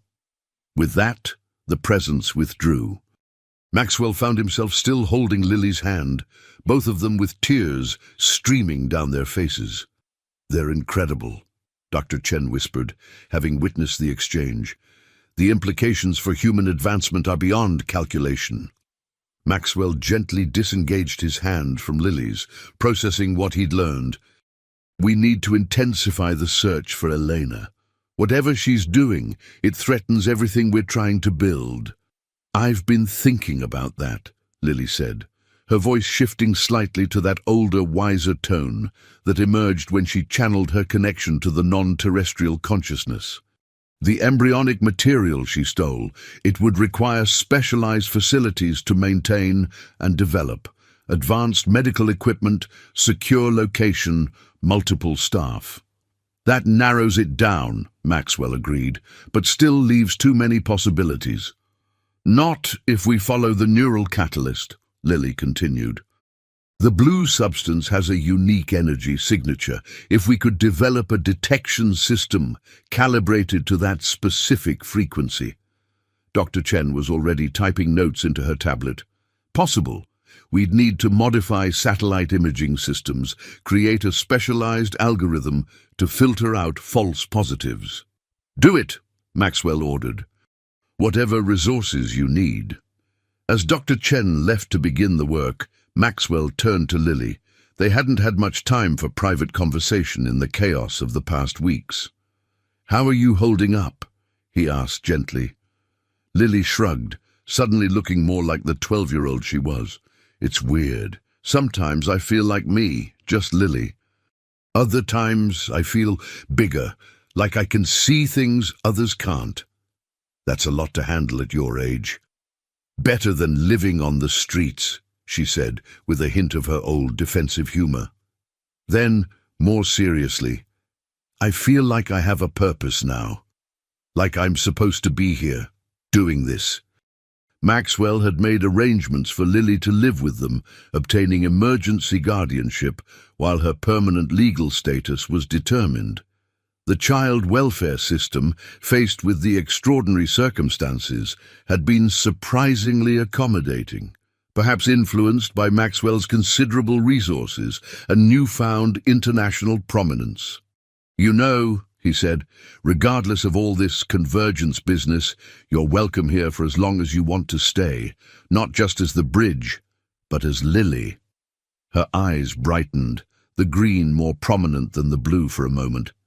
"Really? Really?" In fact, Maxwell hesitated, then decided to take the leap. "I've been thinking about making it more permanent, if you'd be open to it." "You mean like adoption?" Lily asked, her voice small. "Exactly like adoption, but only if you want that. No pressure." Lily looked at the 4 babies, each watching the conversation with unusual intensity for their age, then back at Maxwell. "I'd like that, a lot." For the first time since Catherine's death, Maxwell felt something like genuine happiness, not just purpose or determination, but actual joy. His family had expanded in ways he could never have imagined 3 weeks ago. 4 extraordinary sons, and now, potentially, a daughter who was remarkable in her own right. But the moment of happiness was tempered by the warning from his sons. Elena Volkov was still out there, conducting unsanctioned convergences, potentially causing harm to both species involved. And beyond her, Maxwell knew other threats were gathering. Government agencies interested in weaponizing the non-terrestrial consciousness, religious extremists denouncing the convergence as demonic possession, corporations eager to exploit the advanced knowledge for profit. The world was changing faster than anyone could have predicted, and Maxwell Price found himself at the center of that change, responsible not just for the future of his unusual family, but potentially for the course of human evolution itself. As he stood in the nursery, watching his extraordinary sons and the equally extraordinary girl who had brought them all together, Maxwell made a silent vow to protect them, to guide the convergence toward beneficial cooperation rather than exploitation, and to honor Catherine's memory by ensuring that this new chapter in human history would be written with compassion and wisdom. The babies, as if sensing his thoughts, cooed in unison, a sound that somehow conveyed both infant innocence and ancient approval. "The detection grid is online," Dr. Chen announced, entering Maxwell's office without knocking, a sign of how their professional relationship had evolved in the 2 months since the convergence. Maxwell looked up from reviewing the latest proposals from the International Scientific Consortium. "Any hits?" 3 potential locations with the neural catalyst signature. Dr. Chen laid a tablet on his desk, displaying a world map with glowing markers. 1 in northern Russia, 1 in Indonesia, and 1 much closer, upstate New York. D. Celestial Heights was destroyed. Maxwell frowned, studying the 3rd marker. Not Celestial Heights. About 60 miles north in the Adirondacks, a private medical facility officially listed as a rehabilitation center for neurological disorders. Owned by a shell corporation that traces back to Meridian Biosciences. Maxwell's expression darkened. Lawrence Meridian. I should have known he'd be involved. Meridian was Maxwell's longtime business rival, known for his ruthless pursuit of profitable medical innovations, regardless of ethical considerations. While Price Pharmaceuticals focused on treatments for rare diseases and long-term research, Meridian Biosciences specialized in high-margin drugs and had been investigated multiple times for cutting corners in clinical trials. "We should notify the Convergence Council immediately," Dr. Chen suggested. Maxwell shook his head. "Not yet. The council is still too fractured, too political. Information leaks would compromise any operation." He stood up. "We need more intelligence first, concrete evidence of what's happening there." "How do you propose we get that?" Before Maxwell could answer, Lily appeared in the doorway. At 13 now, she'd had a birthday the previous week. She carried herself with increasing confidence, though moments of typical teenage awkwardness still broke through the mature facade imposed by her role as the bridge. "The boys are asking for you," she said. Since the convergence, Maxwell had been trying to ensure the infants were referred to as children, not vessels or subjects. They were developing their own personalities, despite their shared connection to the non-terrestrial consciousness. In the 3 months since that first communication, the quadruplets had made astonishing progress. Though their physical development remained roughly normal for their age, they could sit up now, but not yet crawl. Their cognitive abilities had advanced exponentially. Through Lily, they could communicate complex thoughts, and they were beginning to make sounds that approximated words. "We were just discussing the Meridian situation," Maxwell explained, as they walked to the nursery. Lily nodded solemnly. "They know. That's why they want to talk to you." The nursery had been redesigned again as the boys' abilities evolved. The monitoring pods remained, but now the room also featured interactive projection systems that responded to the infants' gaze patterns, allowing them to communicate through visual selection when Lily wasn't present to bridge their thoughts directly. All 4 babies were awake and alert, their blue-green eyes tracking Maxwell as he entered. Through extensive genetic testing, they had confirmed that Connor and Caleb were indeed Maxwell's biological sons, while Julian and Leo, names chosen to give them their own identities, shared Catherine's DNA but had different paternal genetics. The mystery of their biological father remained unsolved, though Maxwell had his suspicions that Eleanor had used genetic material from a non-human source, modified to appear human. Lily took her usual position between the 4 cribs, placing a hand on Julian's forehead. The familiar blue glow traveled up her arm as she established the connection. "They have something to show you," she said, extending her other hand to Maxwell. The moment their fingers touched, Maxwell was no longer in the nursery. Instead, he found himself, or rather, his consciousness, floating above a facility nestled in dense forest. The perspective shifted, zooming closer, passing through walls as if they were mist. Inside, he saw laboratories filled with specialized equipment, medical staff in isolation gear, and row upon row of incubators. Each contained a developing infant, connected to monitoring devices and IV lines, filled with the familiar blue liquid. 57 vessels, came the collective voice of his sons, created without consent. Developed too rapidly. The joining is forced, not invited. The vision shifted to show Elena Volkov conferring with a tall, distinguished man Maxwell immediately recognized as Lawrence Meridian. They stood before a holographic display showing the neural patterns of the infants, comparing data. "Acceleration is working," Elena was saying, her voice somehow perfectly audible in this vision. "The vessels will be ready within weeks rather than months." "And the consciousness integration?" Meridian asked. "Proceeding, though with more resistance than anticipated. We're increasing the neural catalyst dosage." "Very dangerous," his son's voice commented. "The human component suffers. The non-terrestrial consciousness cannot integrate properly when forced. Both are damaged." "Who is providing the non-terrestrial consciousness?" Maxwell asked within the vision. "Your people agreed to halt all new convergences outside our protocols." "Nadir, not all consciousnesses agree with the collective. Some are impatient, willing to risk harm for faster embodiment. They break the harmony. And Meridian has provided something else, a way to direct the integrated consciousness, to control it through chemical means." The vision shifted again, showing infants whose eyes glowed not blue-green, but a harsh artificial purple. Their movements were jerky, unnatural. "Weapons," his sons explained. "They seek to create weapons."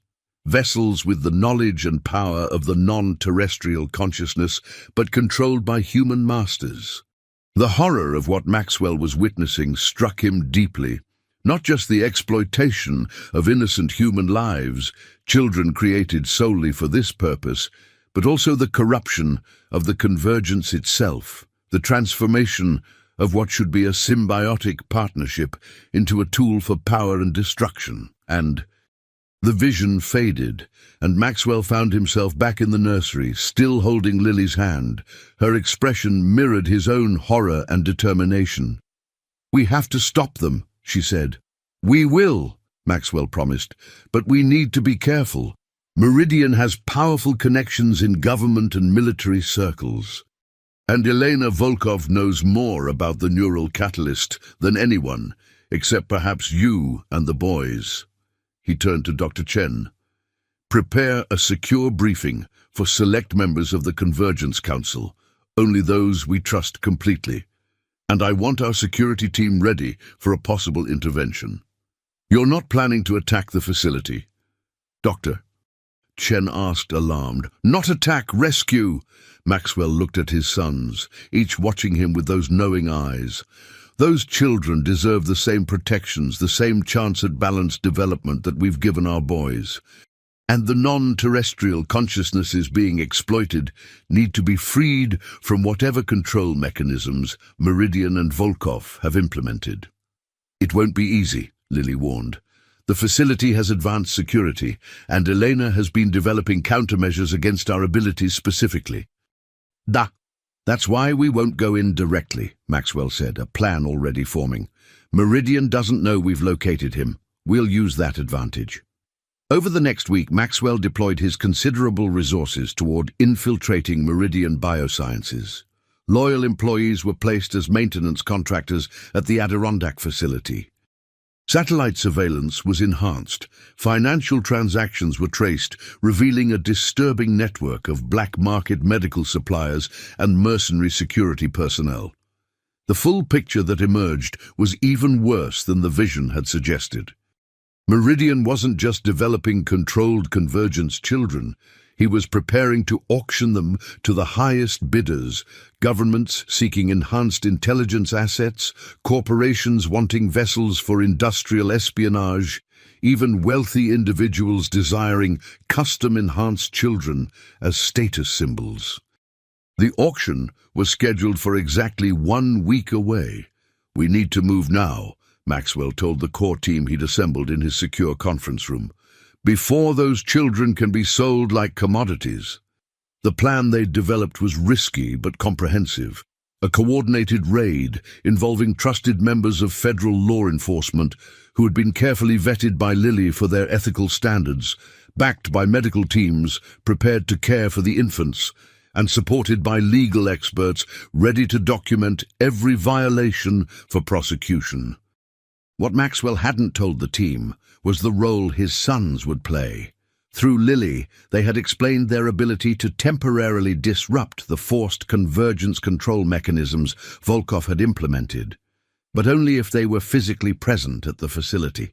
"It's too dangerous," Maxwell had argued. "Maxwell, you're still infants physically, regardless of your advanced consciousness." Necessary risk, they had insisted. No other way to free them safely. Now, the night before the operation, Maxwell sat in the nursery, watching his 4 sons sleep. The thought of putting them in danger tore at him, but the alternative, leaving 57 children in the hands of those who would exploit and abuse them, was unthinkable. Lily entered silently, taking a seat beside him. At 13, with her unique abilities and experiences, she straddled the line between child and something else entirely, not quite adult, but wise beyond her years. "They'll be okay," she said softly. "I'll protect them. We all will." Maxwell nodded, trusting her in a way he'd never expected to trust a teenager. "I know. I never imagined fatherhood would involve decisions like this. Most fathers don't have to help their babies save the world," Lily agreed with a small smile. Then, more seriously, "This is just the beginning, you know. Meridian and Volkov aren't the only ones who will try to exploit the convergence. One battle at a time, Maxwell said, reaching over to squeeze her hand gratefully. As dawn broke over New York City, Operation Sanctuary began. Maxwell's private jet carried a small team including himself, Lily, Dr. Chen, and the 4 specially designed transport pods containing his sons to a private airfield near the target facility.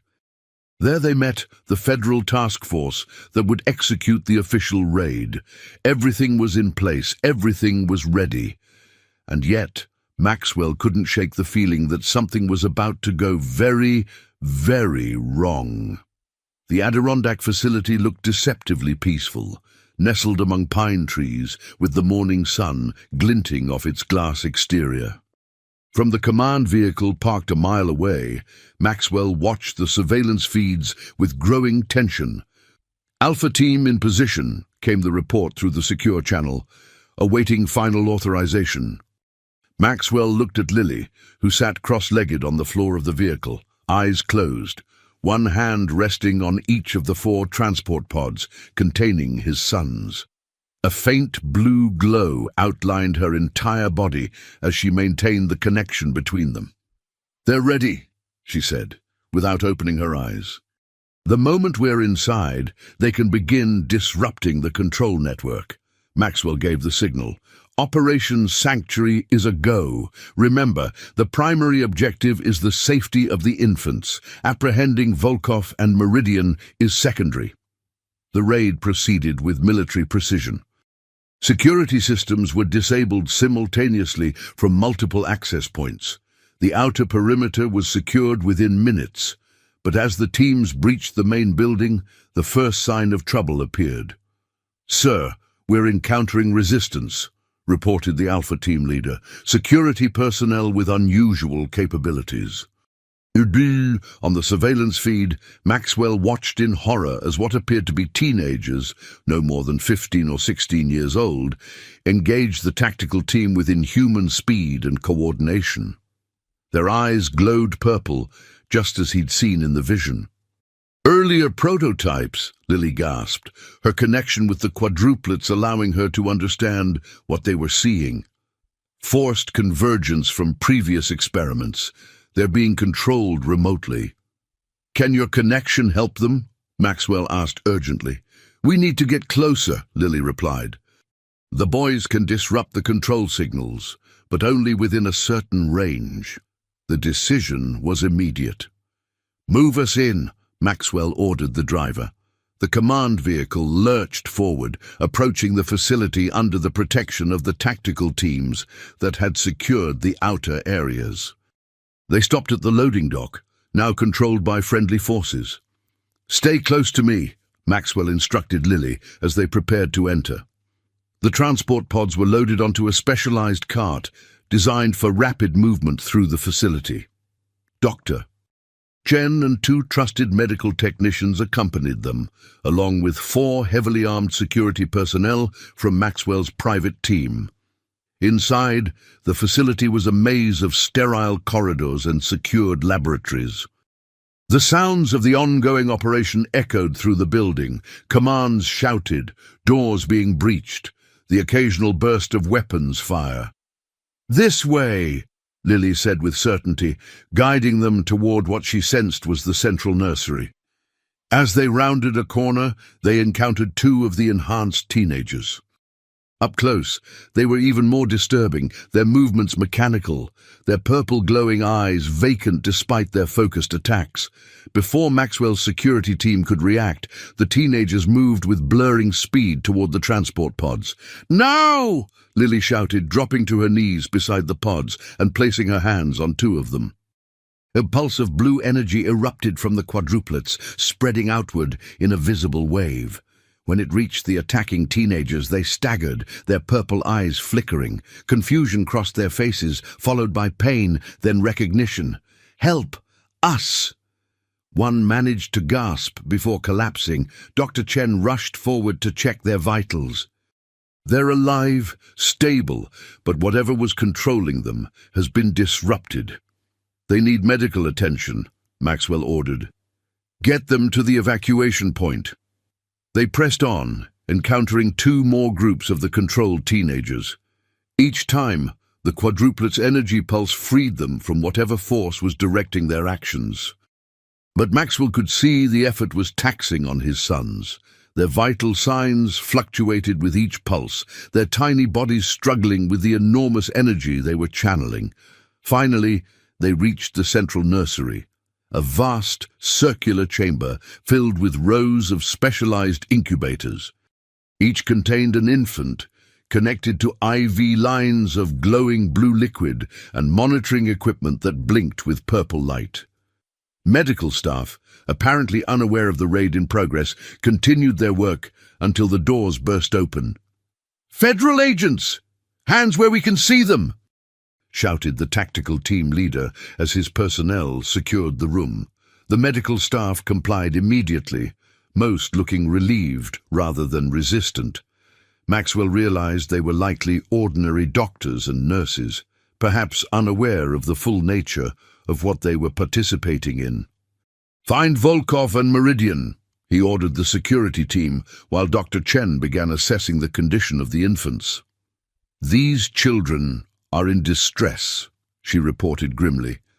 "The neural catalyst has been administered at nearly triple the safe dosage, and these monitoring systems, they're not just measuring neural activity, they're manipulating it."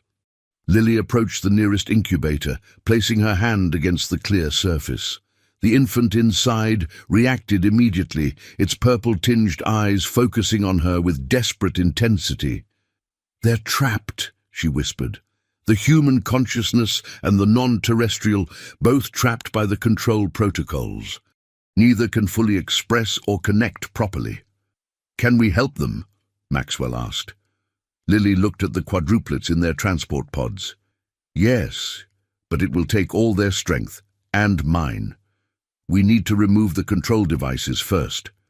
Dr. Chen examined the monitoring systems. "These neural interfaces are integrated with their developing brains. We can't just remove them without risking permanent damage." "Then we need to reconfigure them," Maxwell decided. "Override Volkov's protocols with the safe integration parameters we developed for our boys." As the medical team began the delicate process of reprogramming the equipment, an alarm blared throughout the facility. "Perimeter breach in Section D," reported one of the tactical team members. "Unknown number of hostiles entering from the emergency evacuation tunnels." "Meridian's insurance policy," Maxwell guessed. "Probably mercenaries hired to extract the children if the facility was compromised." "Sir," the team leader approached urgently, "we need to accelerate evacuation. Hostile forces are moving toward this position." Maxwell looked at the 57 infants in their incubators. Moving them would take time they didn't have. Leaving them behind was unthinkable. "Lily," he said, turning to the girl who had become so integral to his family, "what do the boys say? Can they help all of these children at once?" Lily closed her eyes, communing with the quadruplets. When she opened them again, determination shone through the blue glow. "They can, but at great risk to themselves. It would require channeling far more energy than they've ever attempted. Ask them if they're willing to try." Another moment of silent communication, then Lily nodded. "They say it's why they came, to help their kind, both kinds." The sound of gunfire grew closer. Whatever decision they made had to be now. "Do it," Maxwell ordered. "Security team, defensive positions. Medical team, prepare for rapid evacuation the moment the control systems are neutralized." Lily positioned herself between the 4 transport pods, touching each one. The quadruplets began to glow with intense blue light, their tiny bodies rising slightly within their protective environments. The energy built, flowing through Lily, intensifying until the air itself seemed to vibrate with power. "Everyone stand back," she warned, her voice resonating with harmonics not entirely human.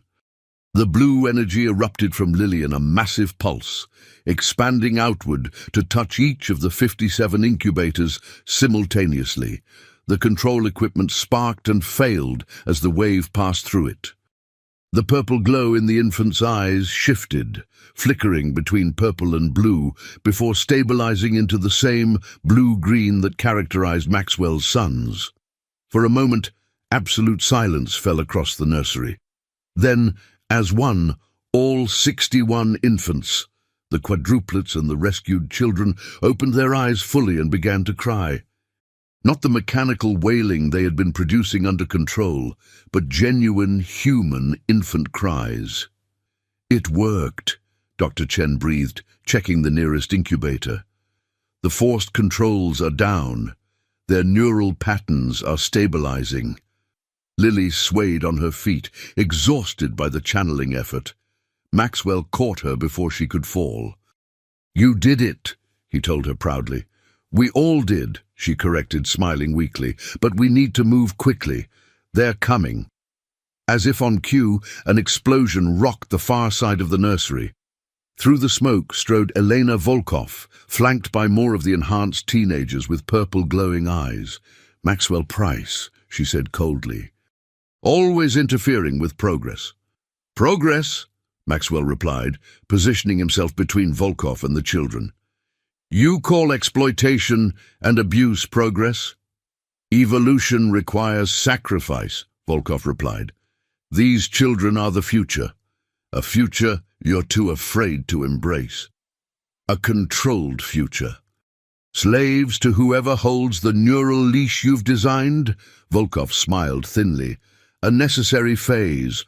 Order before freedom, structure before chaos." Behind her appeared Lawrence Meridian, immaculate in an expensive suit, despite the chaos around them. "Enough philosophy, Elena.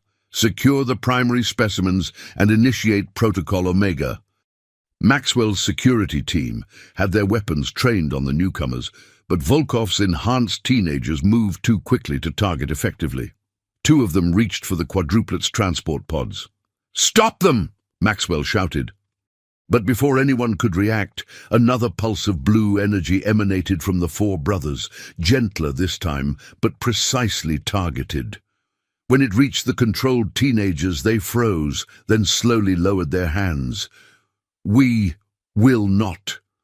"Obey," one of them said haltingly, fighting against whatever force had been controlling him. Fury contorted Volkov's face. "Impossible. The neural suppressant should prevent any independent action." "You never understood the true nature of the convergence," Lily said, stepping forward despite her exhaustion. "It's not about control. It's about harmony, balance, partnership." As she spoke, the blue energy spread from the quadruplets to the rescued infants, then to the controlled teenagers, creating a network of pulsing light that filled the nursery. Through this network, a chorus of voices spoke, old and young, human and other, blended into a unified whole. The convergence cannot be forced or controlled. It must be chosen, embraced by both consciousnesses willingly. Meridian, sensing the situation slipping from his grasp, pulled a device from his pocket, a small remote with a single red button. "Protocol Omega. If we can't control them, no one will." Maxwell lunged for him, but one of the formerly controlled teenagers moved faster, knocking the device from Meridian's hand before he could activate it. Federal agents swarmed in, securing both Volkov and Meridian. The raid had succeeded, though not exactly as planned. The 57 children were safe, the control mechanisms neutralized. But the implications of what had happened here would echo far beyond this facility. As medical teams began the careful process of preparing the rescued infants for transport, Maxwell knelt beside the quadruplets' pods, checking on his sons. They appeared exhausted but stable, their tiny faces peaceful now that the crisis had passed. "They did something remarkable today," Lily said softly, joining him. "They showed everyone what the convergence is truly meant to be.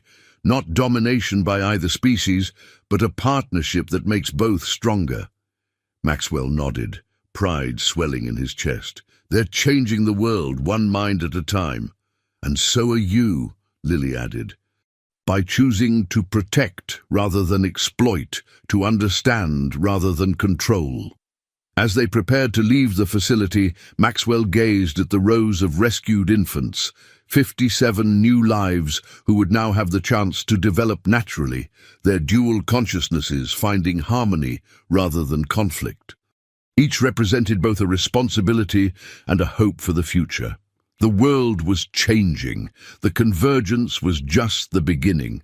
And somehow, impossibly, Maxwell Price, once merely a billionaire pharmaceutical executive mourning his wife, now stood at the center of humanity's greatest evolutionary leap. The World Health Organization has officially recognized the Convergence Protocol, established by the Price Foundation as the global standard for all integration procedures, the newscaster announced. This comes after 6 months of intensive international debate following the Adirondack rescue, which revealed unauthorized experimentation with forced neural integration. Maxwell muted the television in his office, turning to face the Convergence Council members gathered around his conference table. In the months since the raid on Meridian's facility, the Council had expanded to include representatives from 32 countries, all working to establish ethical guidelines for what had become the most significant development in human history. The legal proceedings against Meridian and Volkov begin next week, reported Councilwoman Santos, a former Brazilian Supreme Court justice. The evidence is overwhelming, but their defense team is arguing that they were working toward the same goals as us, just through different methods. Different methods that caused irreparable harm to dozens of children, Dr. Chen countered sharply. She had personally overseen the rehabilitation of the rescued infants, many of whom still struggled with the after-effects of forced convergence. "How are the Adirondack children progressing?" asked Dr. Nkosi, the South African neurologist who had joined the council after developing innovative therapies for integration trauma. "Better than expected," Maxwell answered. 70% have achieved stable integration patterns. The remaining 30% continue to show improvement under the modified protocol. What he didn't mention was the personal toll the rescue operation had taken. The quadruplets, now approaching their first birthday, had exhausted themselves during the energy channeling, requiring weeks of careful monitoring before they fully recovered. And Lily. Maxwell glanced at the empty chair where she normally sat during council meetings. At 13, she remained the most effective bridge between human and non-terrestrial consciousness, but the strain of maintaining that connection for so many children had left its mark. She tired more easily now, and sometimes retreated into herself for hours, communing with what she called the collective consciousness in ways she couldn't fully explain to others. The meeting continued, addressing the growing global demand for approved convergence procedures. With demonstrated benefits for children with certain neurological conditions, parents worldwide were seeking integration for their children. But the process required both specially trained medical teams and willing non-terrestrial consciousnesses, both in limited supply. "We need to expand training programs," urged Dr. Takahashi, the Japanese neurosurgeon who had pioneered safer integration techniques. "Every major hospital should have at least one qualified integration specialist. And we need better screening protocols," added Councilman Adeyemi from Nigeria. "Not all children are suitable candidates, regardless of their medical conditions.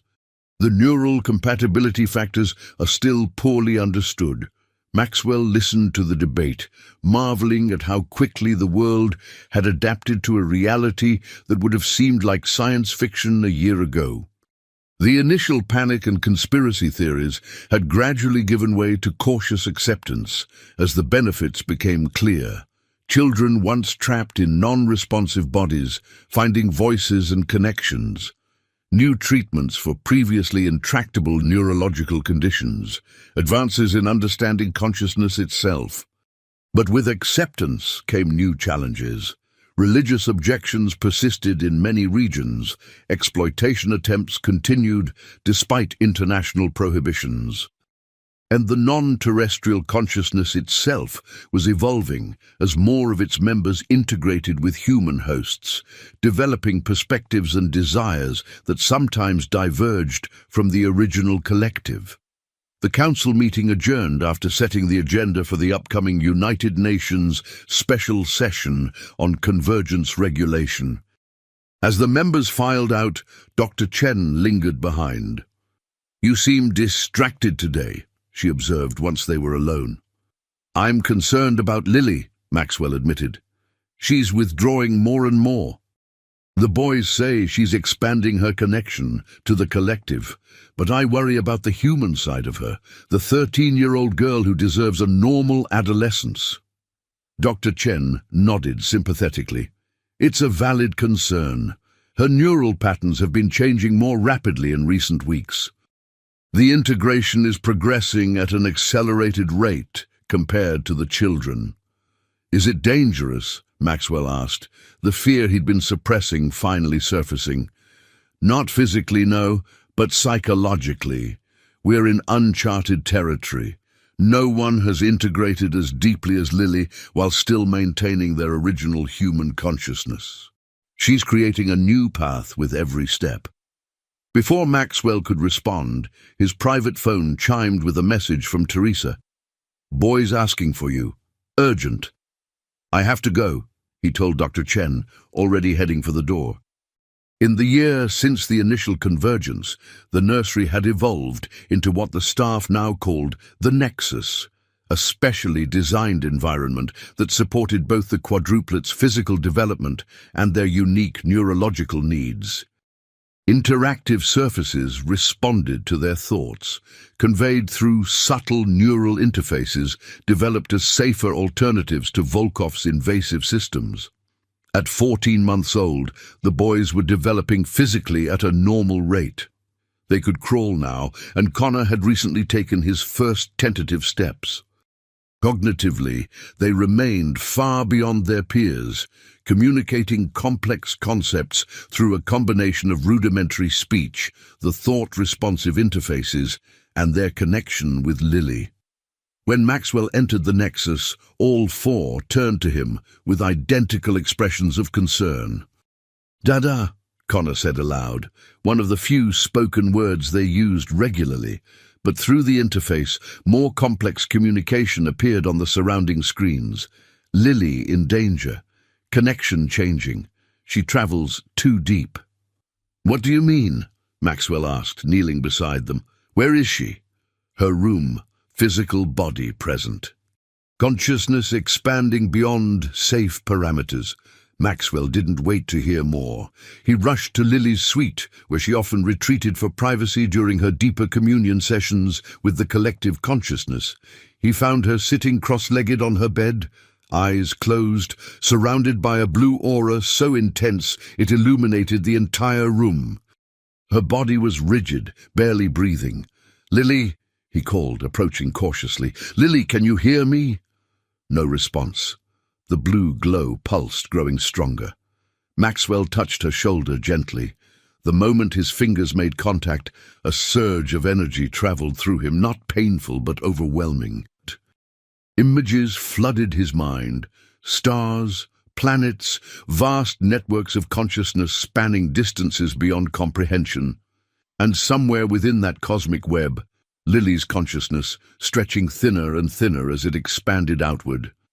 Too far came the voice of his sons, somehow present in this vision. She cannot maintain cohesion. The human element dissolves.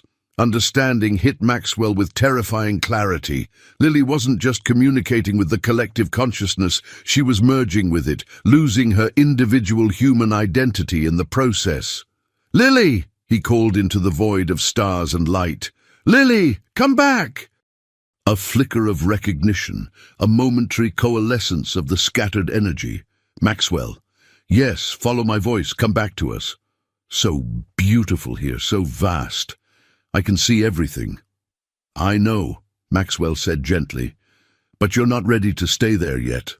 The boys need you, I need you. They're calling me, offering everything. And they'll still be there later. But right now, you're 13 years old with chocolate ice cream in the freezer and that book series you haven't finished reading. You're Lily before you're the bridge. The scattered energy began to pull together, condensing slowly. Hard to remember who I was before. I remember, Maxwell assured her. The brave girl who helped abandoned babies in the park, who faced down Elena Volkov, who became part of our family. That last word seemed to resonate through the cosmic vision. Family. Yes. Come home to your family, Lily. The blue energy collapsed inward, rapidly condensing until Maxwell found himself back in Lily's bedroom, his hand still on her shoulder. The intense glow faded, and she slumped forward into his arms, exhausted but present. "Maxwell," she whispered, her voice hoarse. "I'm here. You're safe." Her eyes opened. The blue glow dimmed to the faintest ring around her natural green. "I almost didn't come back. They showed me everything, the entire history of their civilization, their journey here, their hopes for what we could become together." "It was too much too fast," Maxwell said, helping her lie down on the bed. "Your mind isn't ready for that level of integration." "But it felt so right," she insisted weakly, "like I was finally understanding my purpose." "Your purpose isn't just to be their bridge, Lily. It's to be yourself, to grow up, to experience life as a human before you decide how much of the collective to embrace." She was quiet for a moment, processing this. "The boys called you, didn't they?" "They were worried. We all were." Lily turned away, her expression troubled. "They don't understand. They have each other. 4 bodies, 4 perspectives, all connected. I'm alone." Maxwell sat beside her on the bed. "You're not alone. You have us. And you have yourself, your human self." "But for how long?" she asked, and the vulnerability in her voice reminded Maxwell sharply of her actual age. A teenager, despite her extraordinary role. "The integration is accelerating. Every time I connect with the collective, it gets harder to remember where they end and I begin." Maxwell had faced many challenges since the convergence began, political, scientific, ethical, but none had prepared him for helping an adolescent navigate an unprecedented transformation of consciousness. "Then we set boundaries," he said finally. "Scheduled connection times, monitored integration depth, and most importantly, dedicated human time, where you're just Lily doing normal teenage things." "Normal?" She gave a small, sad laugh. "I don't even know what that means anymore." "We'll figure it out together," Maxwell promised. "Starting with that chocolate ice cream I mentioned. And maybe a movie that has nothing whatsoever to do with cosmic consciousness or world-changing revelations." A tiny smile touched her lips. "That actually sounds nice." As Lily rested, Maxwell returned to the nexus where his sons waited expectantly. "She's safe," he told them. "But we need to develop better protocols for deep connection sessions. Her human consciousness needs protection." Through their interface they responded, "We understand. Balance required. Human needs with collective knowledge. We will help monitor." Maxwell studied his extraordinary children, 4 infants with the wisdom of an ancient species, yet still learning to walk, still needing diapers changed, still requiring the fundamental care of any human child. Like Lily, they existed at the intersection of 2 worlds. Unlike Lily, they had been born to this dual existence, never knowing a purely human perspective. This made them uniquely suited to their role as the first generation of integrated consciousness, but also created challenges no parenting book had ever addressed. As Maxwell helped Connor stand, supporting his wobbly legs as the boy attempted another step, he reflected on how fundamentally the convergence had transformed his understanding of family, of humanity itself. What began as a strange encounter in Central Park had become a new chapter in human evolution, And somehow, improbably, Maxwell Price, a man who had lost everything when Catherine died, now found himself responsible for guiding not just his unique children, but potentially the future course of two species evolving together. Connor took a successful step, then another, his tiny face lighting up with very human pride. His brothers watched with equally human excitement, clapping their hands and cooing encouragement. In these moments, Maxwell could see the beautiful possibility the convergence offered, not the replacement of humanity, but its enhancement. Wisdom and knowledge joined with the joy, love and wonder that made human experience so precious. That balance between cosmic consciousness and human emotion, between ancient knowledge and childlike discovery, would be their greatest challenge and their greatest opportunity in the months and years ahead. 1 year after the Adirondack rescue, Maxwell stood on the stage of the United Nations General Assembly, preparing to address representatives from every nation on Earth. Behind him sat the expanded Convergence Council, now including members from 48 countries. Beside him stood Lily, poised and composed despite the magnitude of the occasion. At 14, she had grown taller, her childhood features maturing toward adulthood. The blue glow in her eyes had stabilized, still present but controlled, a reminder of her unique status without overwhelming her human appearance. The integration protocols they developed had helped her find balance, maintaining her individual identity while still serving as the primary bridge. Distinguished representatives, Maxwell began, his voice echoing through the vast chamber. 1 year ago, humanity faced an unprecedented moment in our evolution, contact with a non-terrestrial consciousness seeking not conquest or domination, but partnership. Today, I stand before you to present the first Convergence Progress Report, documenting both our achievements and our challenges. As he spoke, images appeared on the massive screens behind him. Children whose lives had been transformed by consensual integration.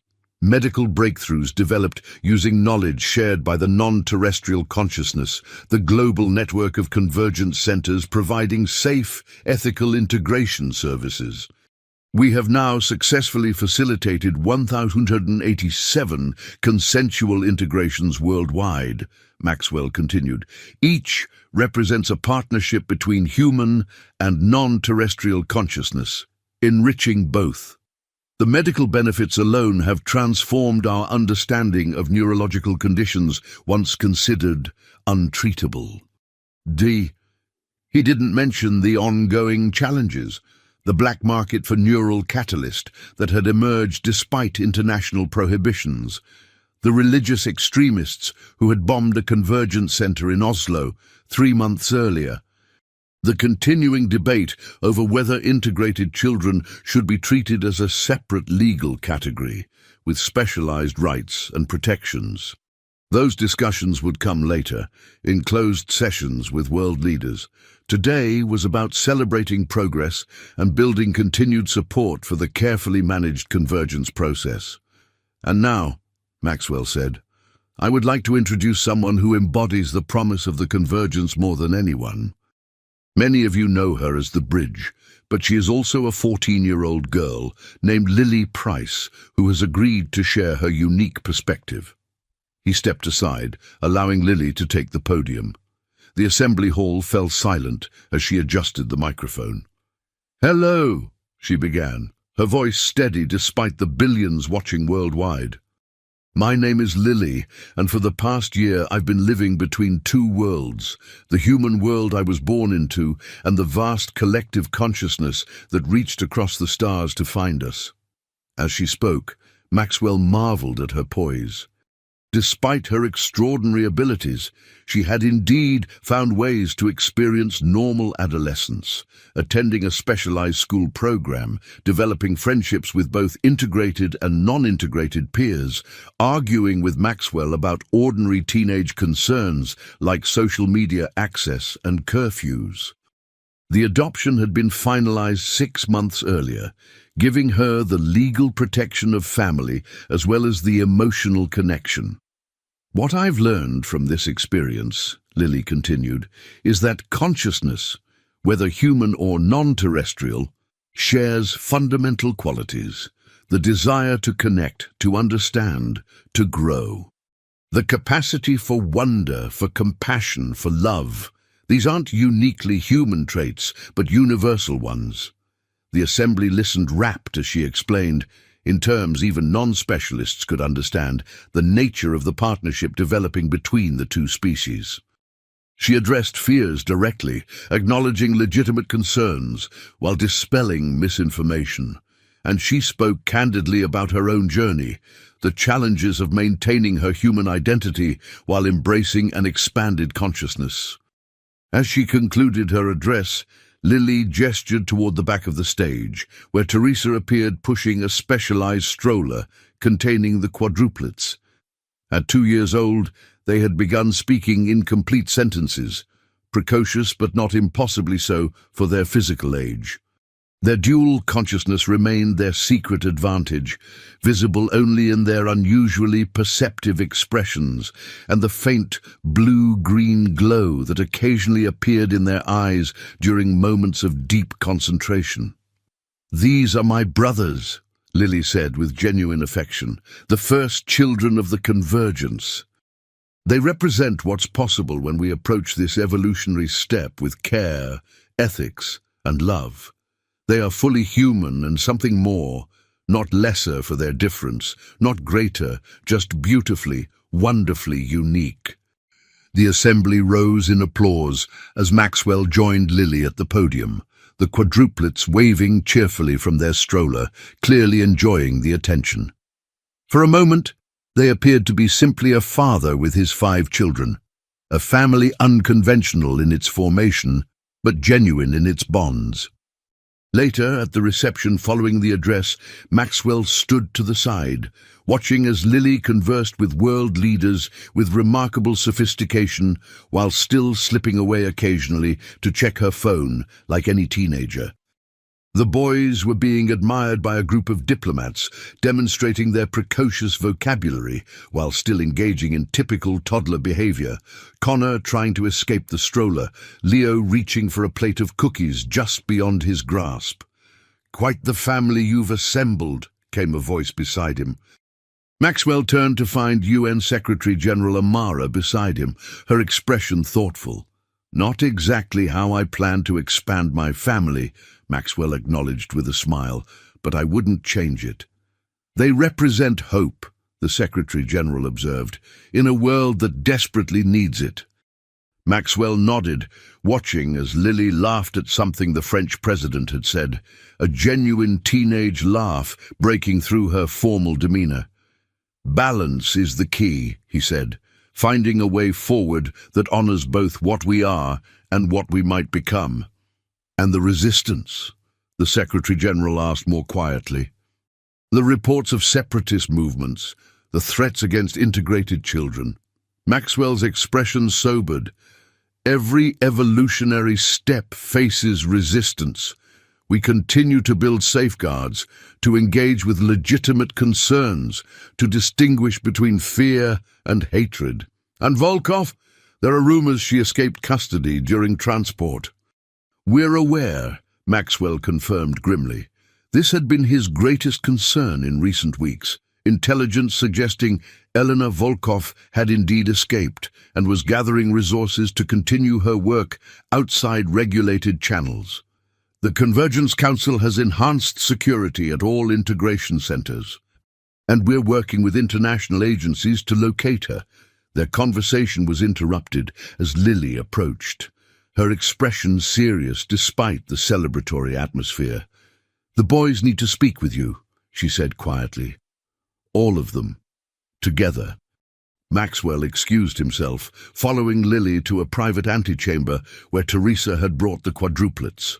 The moment the door closed behind them, all 4 toddlers turned to him with identical intense expressions.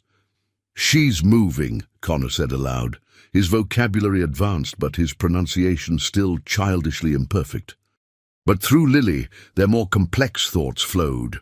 "Elena Volkov has reached the secondary facility." The forced convergence protocols have restarted. New vessels are being prepared. Where? Maxwell asked sharply. Remote, shielded from normal detection. But we can sense the distress of the forced joinings. South America, Lily added. The Amazon basin.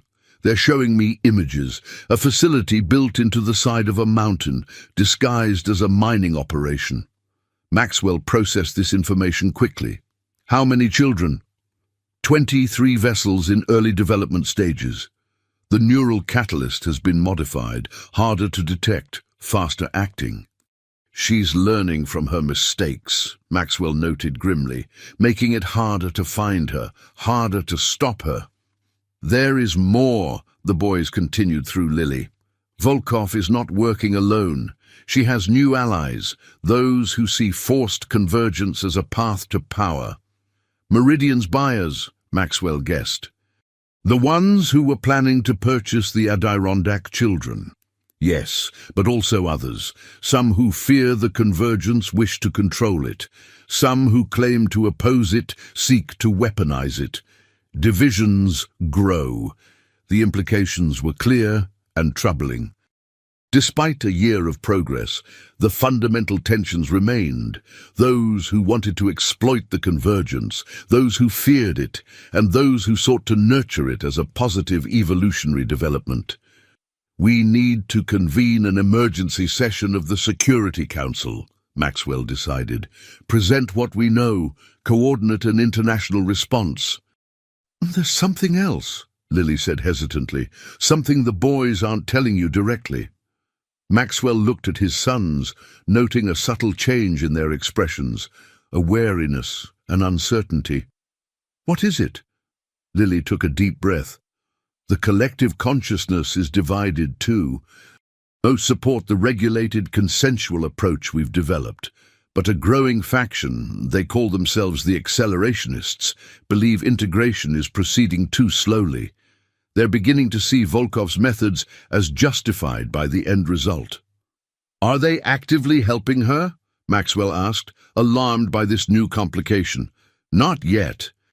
But they're considering it, debating internally. And our boys, where do they stand? All four toddlers reached for Maxwell's hands, their touch conveying reassurance before Lily translated their thoughts. We stand with balance, with consent, with the path that honors both human and non-terrestrial needs. But we are young voices in an ancient chorus. The debate continues. Maxwell knelt to eye level with his sons. We've come too far to let either side, human or non-terrestrial, derail what we've built. The convergence must remain consensual, ethical, and balanced, or it fails everyone. The boys nodded in unison, their expressions solemn yet determined. What do we do now? Lily asked. Maxwell stood, decision made. First, we secure verifiable evidence of Volkov's new operation. Then we present it to the Security Council and push for a coordinated intervention similar to Adirondack, but with international backing. And the divided consciousness? Lily pressed. The accelerationists, you and the boys, need to address them directly through your connection. Remind them why the consensual approach was chosen initially, because forced integration damages both consciousnesses, creates resistance rather than harmony. Lily nodded, though concern still shadowed her face. I'll try, but the division is growing. They've waited so long for embodiment, centuries by our timescale. Some are losing patience. Then we need to show results, Maxwell said firmly. Successful integrations, scientific advances, cultural exchange, proof that our approach works better than Volkov's shortcuts. Indeed, as they prepared to return to the reception, Maxwell took a moment to truly look at his extraordinary family, 4 two-year-old boys carrying ancient wisdom behind their innocent eyes, a teenage girl balancing cosmic consciousness with human adolescence, and himself, once merely a grieving widower and businessman, now standing at the crossroads of human evolution. The path ahead would not be easy. The divisions Lily described, both human and non-terrestrial, threatened to derail everything they had worked to build. Elena Volkov's escape and renewed activities represented just the most immediate danger in a landscape of emerging threats. Yet as Connor reached up to be carried, his small hand patting Maxwell's cheek with perfect toddler affection, Maxwell found renewed determination. This was worth fighting for. This delicate balance between what humanity had always been and what it might become through partnership rather than conquest. The world had changed irrevocably that day in Central Park when a homeless girl had helped abandon twins. Now, that change rippled outward, transforming societies, beliefs, possibilities. The convergence continued, bringing both promise and peril, opportunity and responsibility. And the Price family, unconventional, extraordinary, united across the boundaries of species and consciousness, stood at the center of it all, guiding humanity toward its uncertain but hopeful future. "Ready?" Maxwell asked his children. 5 voices answered as one, some spoken, some conveyed through connection, all unified in purpose. Ready. Together they stepped back into the world they were helping to transform, one mind, one heart, one choice at a time.